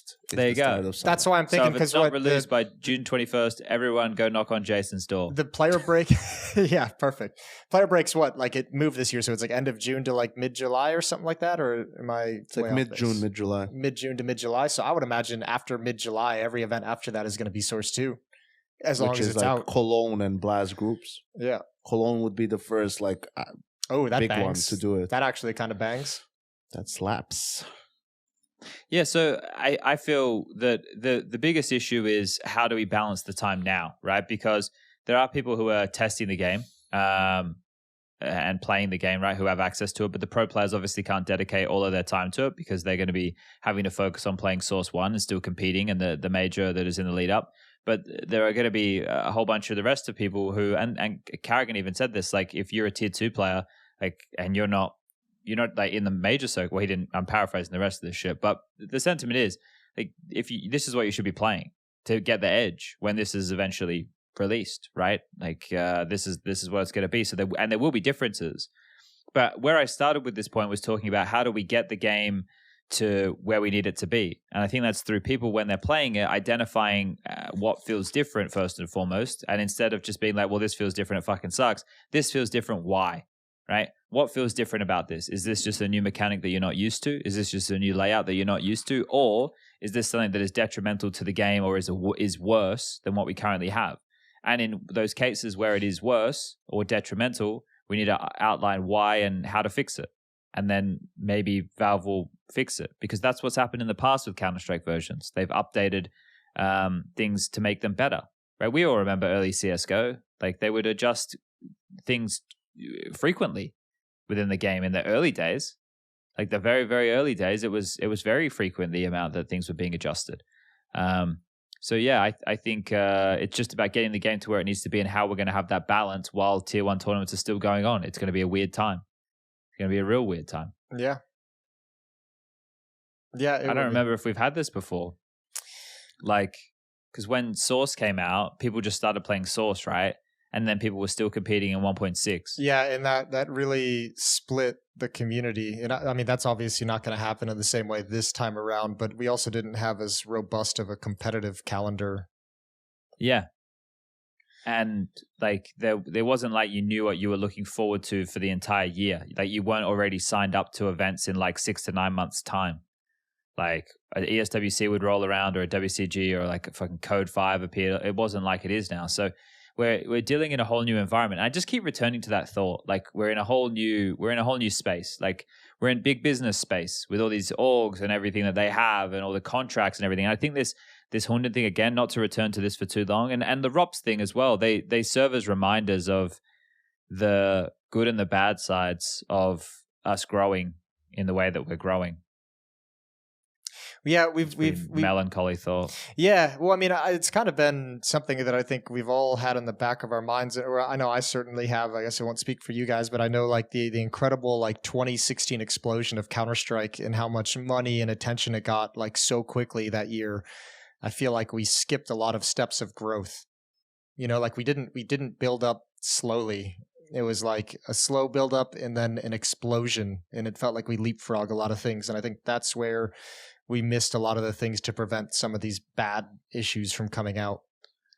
Yeah, it's hard to get our feet back on the ground with some of the stuff. And then even how some of the things, the institutions that have been put in place have been like mismanaged or poorly handled, or people who are looking to make a quick buck or whatever have been like ESIC or CSPPA, right? Like these things are not completely, but they're definitely not. I don't think anyone. They got a lot of trust, successful venture very quickly without having to really earn it, because we just needed the entity to be there.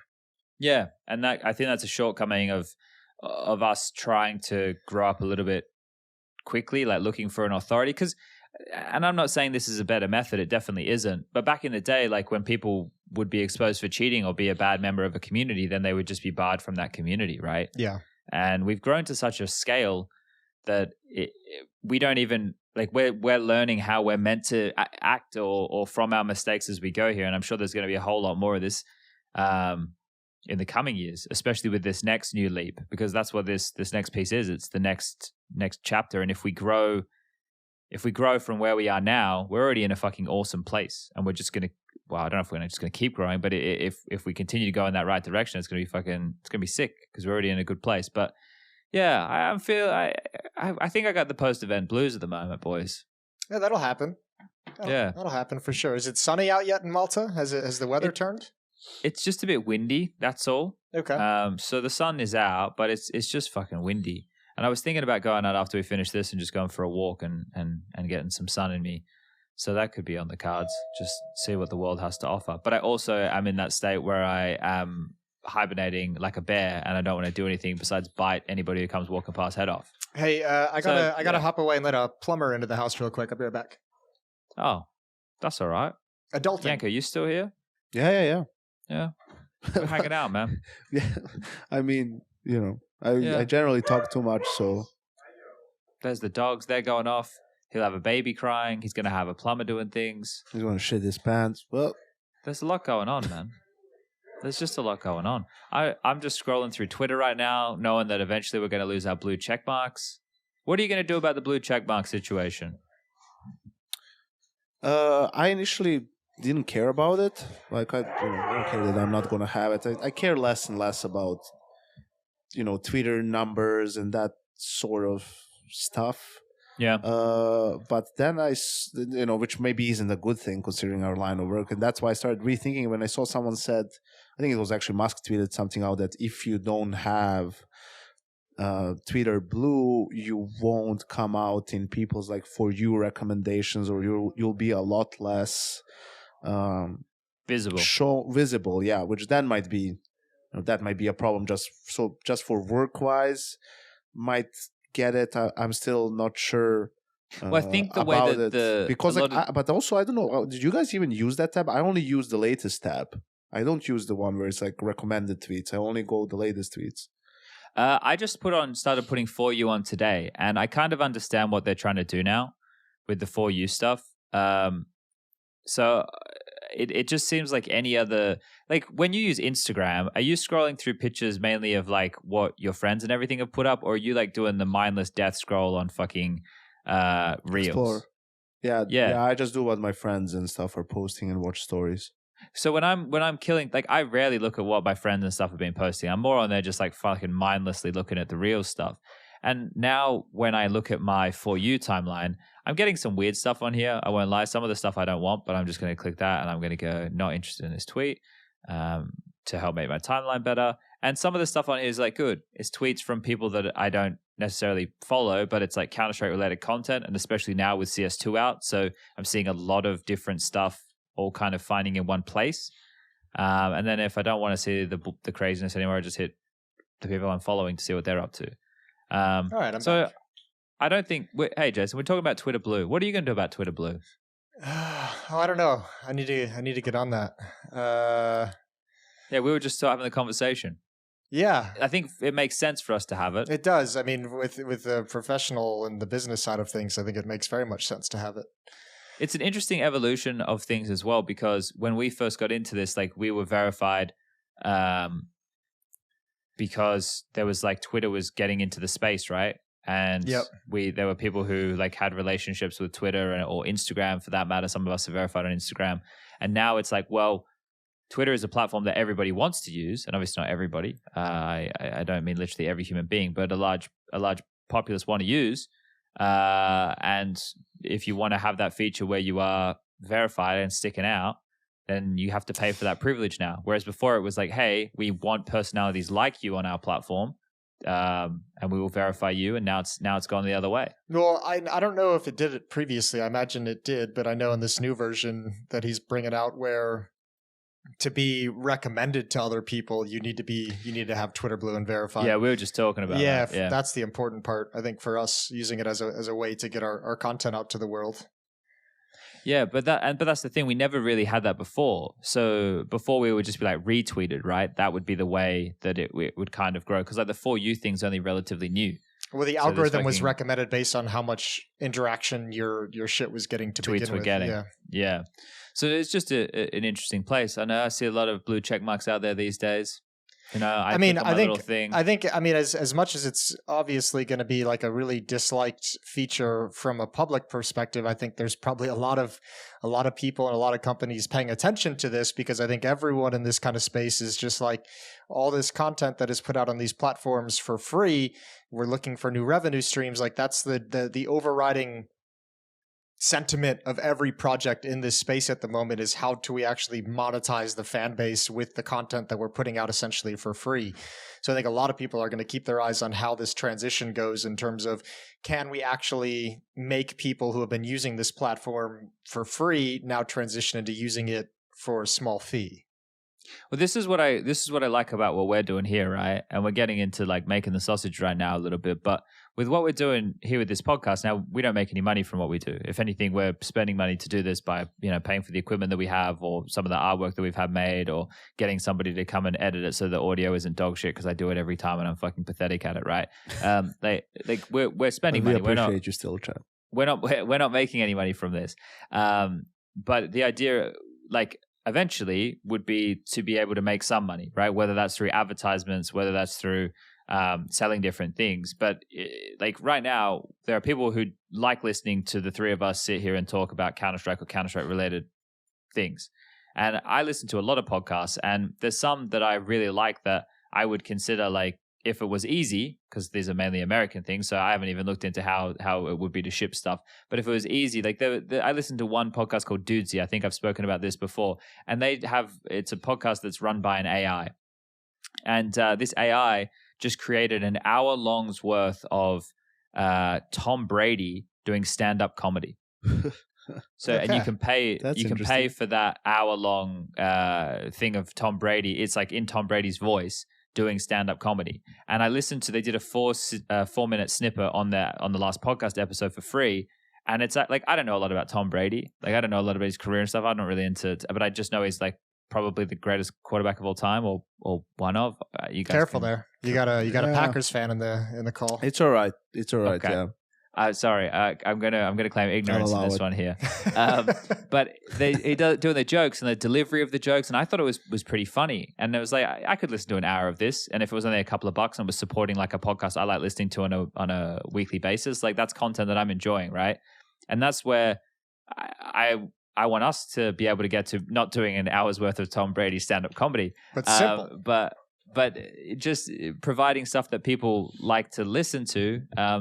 And that they feel that, hey, the time that we're putting in there, they get some value out of, right? But doing that in Counter-Strike is really hard. Yeah. Because a lot of our user base is used to everything for free, which is fine, right? Like I consume, actually that's not true. I was going to say I consume most of my content for free. I pay for Spotify, I just pay for YouTube Premium, Netflix, Disney Plus, Prime. I pay for Exit. Bro, you got to get into that account sharing life. Jesus Christ. I got Exit Lag VPN for when I play games. I'm just now talking about having a microtransaction to fucking pay for Twitter Blue on a monthly fucking... Jesus, fuck. I don't know. Nothing's free. Nothing's free. This podcast is $100 per listen. Yeah. Send your donations. Pony up. $199 for a year. I'm just clicking through, like looking for any other, because I always have stuff I want to talk about, but all I feel I've been doing lately is talking. Yeah, you've been doing a lot of talking with all the lately. broadcast. I just fucking talk. But this is the last thing for you get 5 days of where you don't have to talk.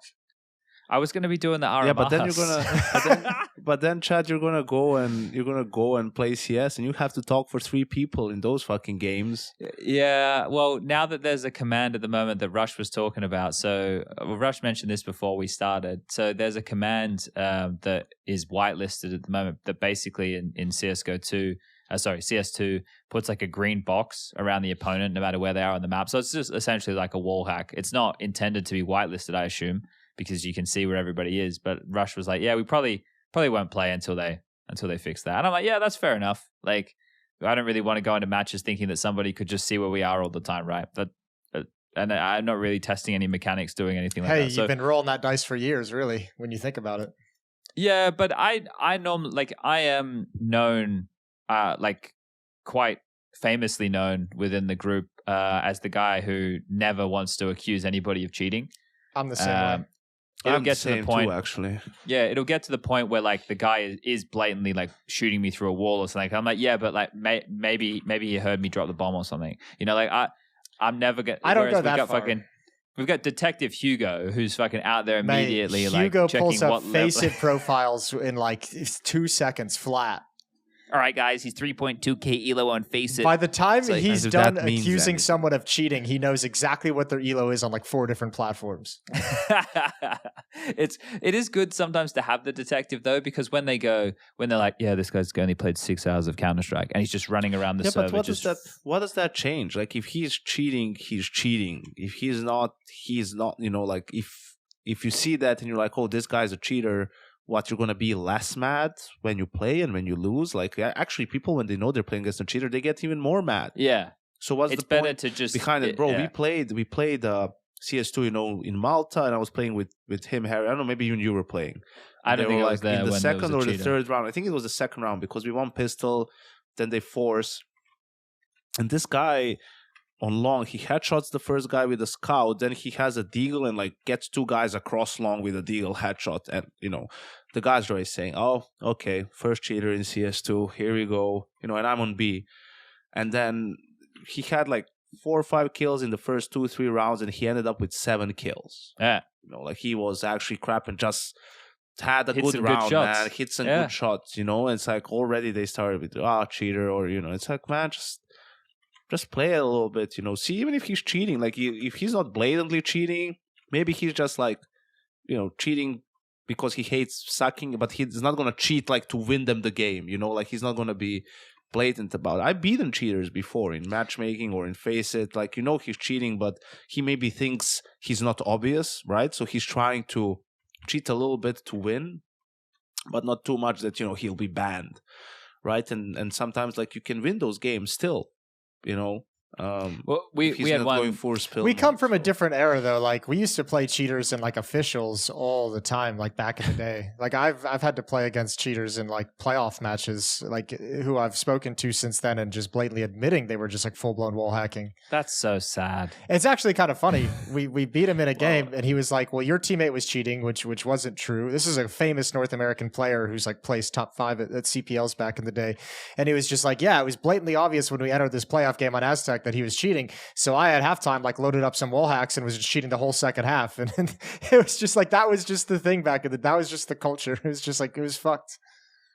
You fucking Americans, you're almost as bad as the Germans when it comes to the cheating. Come on now, guys. We haven't had that many cheaters over the history of Counter-Strike.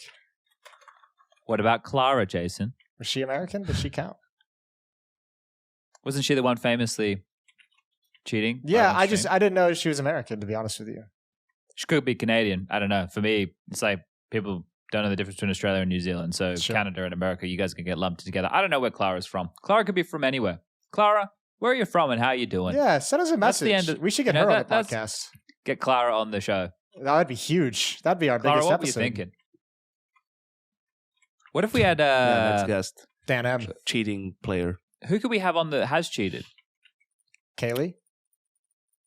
He has CS2. And that's like such a big deal, man. It's like, it was just he played at a major, and that was one of the ways. Oh, they just blanket added all the major people. Yeah, right. And that just said, oh wow, well, Valve doesn't care. They're giving it to cheater, not giving it to all these players. That's not what's happening.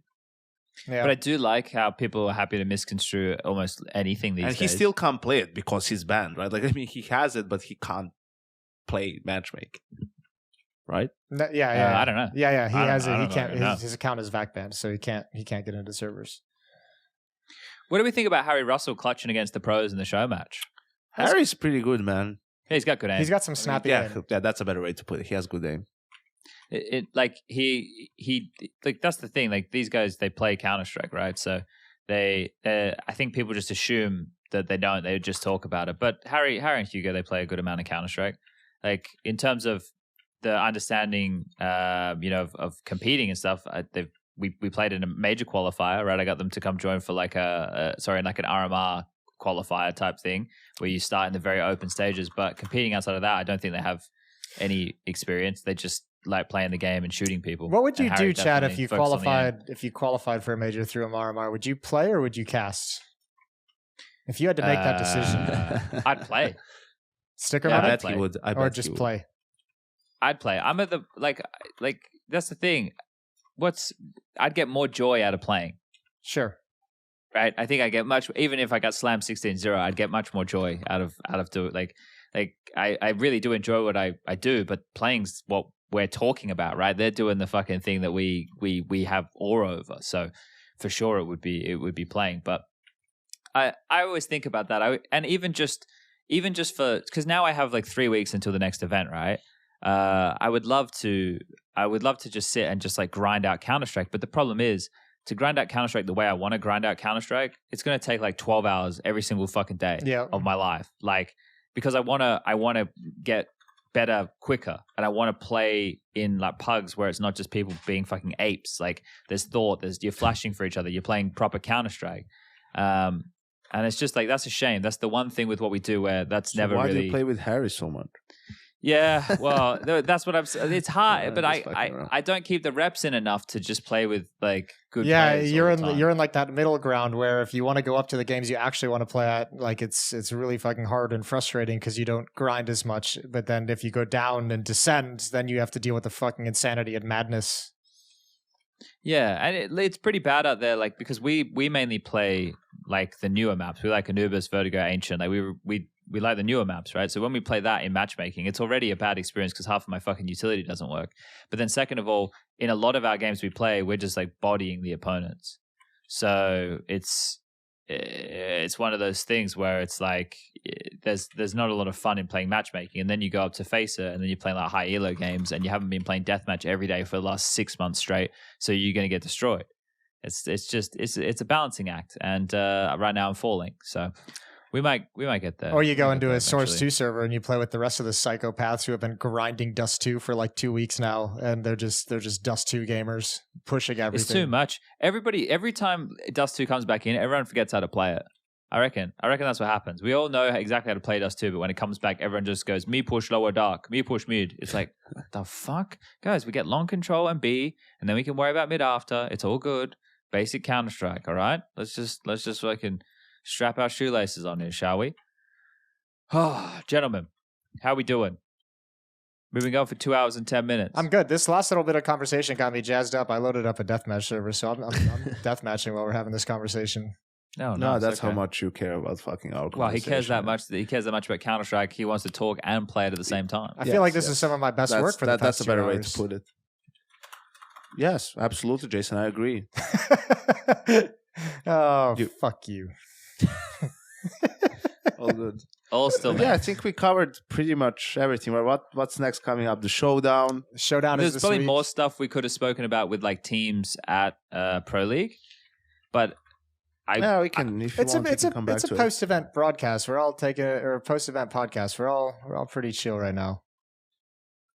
I think one of the things with that as well is that like the biggest takeaways here. Some of them are hard to knuckle down on. Let me just bring up all the results here. I would like the bridge of where we're at right now because we're kind of now in the sprint to the major, right? The major's on in 40 days' time. I think something along those lines. We've got the RMRs in like 14 days' time, or maybe a little bit less than that now. And we're basically in that sprint to the major. That's where everyone's focus should be at right now. And it's curious with the showdowns that are going to be starting today, like Cloud9 are playing. That plays into what you've been talking about again, Yanko, of these little kids playing a shitload of games. So they're having to play more. Now, to be fair, they may only have to play 3 best-of-3s, but that's still more matches than what they have been playing when they were only doing LAN stuff. So this is good. They got Copenhagen Flames. We could get to see NIP versus OG, and that's what Jason brought up before about the Smooya situation. 2 standards now for OG. Yep. Yeah. It's kind of falling apart over there, isn't it? And 2 of their bigger pieces, their in-game leader and their star playmaking. And NIP looked crappy, so hopefully they've improved since Pro League. Haven't been having the best results lately. I looked at config stats when I was setting up my fantasy team, and where's he been? Why is he struggling in this team? The whole team's just struggling, man. Like, I think Malta's just a traumatic environment for him. For config. It doesn't look great over there at the moment. They feel like they're not in the right place from top to bottom. I don't know. I'm a little bit lost on the NIP conversation, to be completely honest. They're not one that I have a whole lot of faith in. They've really fallen from where they were when they had Hampini. So it's a whole lot of change over there. So OG and NIP are in like crisis level issues at the moment. Rare Adam is getting a chance to play against Big. That'd be curious. Considering Big's recent results, I wouldn't say that's a match that Rare Adam can't win. But I also don't... It's like Clash of Styles match as well, isn't it? Yeah, it's just been rough for Big lately. They lost to Godsent. They lost to Heat. They lost to Apex. They lost to Copenhagen Flames. They lost to Movistar Riders. And that was at Pro League. So all of those losses are in like recent history. So Big are also in a bit of a free fall at the moment alongside NIP and OG. This is important for Fnatic not to be bad. I know you weren't the most impressed with Fnatic, Yanko. Well, it was more so that I expected a little bit more from them, right? Because they've had some good results toward the end of the year, and I was expecting them to build on it. And Katowice is a bit shaky, so Pro League was a great opportunity to bounce back. And I mean, also they played Fury in the first game, right? And that's the first time they play them, and that's a rough matchup, for if you've never played them before. So you would have really liked it if you're a Fnatic fan for them to have won that series and made a bit of a deeper run. But again, if they bounce back at the RMR, that's all that matters. But there's question marks about it's different players performing at different times. There's a lot of inconsistency in individual performance. Like if they can have 3 of the guys playing well at the same time, then they can be a lot more dangerous. In the playoff series against Fury, it was Mazzy, who was actually one of the more consistent players, who had a poor series. So even that didn't go their way, and that must be pretty disappointing. Yeah, well, that's why I think here for them to at least go deep. Like they're going to play against 9 first, which is Hades' Polish team. I think this is a pretty exciting Polish team because when you speak to people like Diha, and I remember talking to Snacks too, like Key and Kyla, they get a lot of props, those 2 individuals from the Polish players. So Hades, Key, Kyla with Goofy and what is it? Minia, I think it is. Anyway, I fucking don't know. Fried. I don't fucking know what time, day, month, hour. I think we're fine. I think we've hit our, I think we're rock bottom. No, I think we've done enough for this episode. I think we can do another one. We were talking about doing another one this week because we all have the time for it. So I guess we see how the showdown goes, or maybe just before the pre-RMR starts, right? Like we do one and we focus a little bit more on the teams, matchups, performances, expectations. There might even be a cheeky power ranking that everyone absolutely gives 0 fucks about. I think it'd be good. Yeah, I think that's a good idea to do something pre the RMRs. Like right now, I just don't have the fucking juice, right? I think this is a decompile, right? Remember when you used to decompile your computer? Was it decompile or decompress? Or defragmentation. Defragment, yeah. Oh my God. Oh, those are the days, that's what we're doing right now. Yeah, it used to take hours too. Yeah. Do they even have the option on the PCs these days? I don't know what I mean. I might defrag my computer after we stop recording this. All right. Yeah, let us, and then you let us know how it went. Yeah, I'll let you guys know. The next episode, Jason. All right, cool. All right, let's get out of here. Guys. Right. Peace.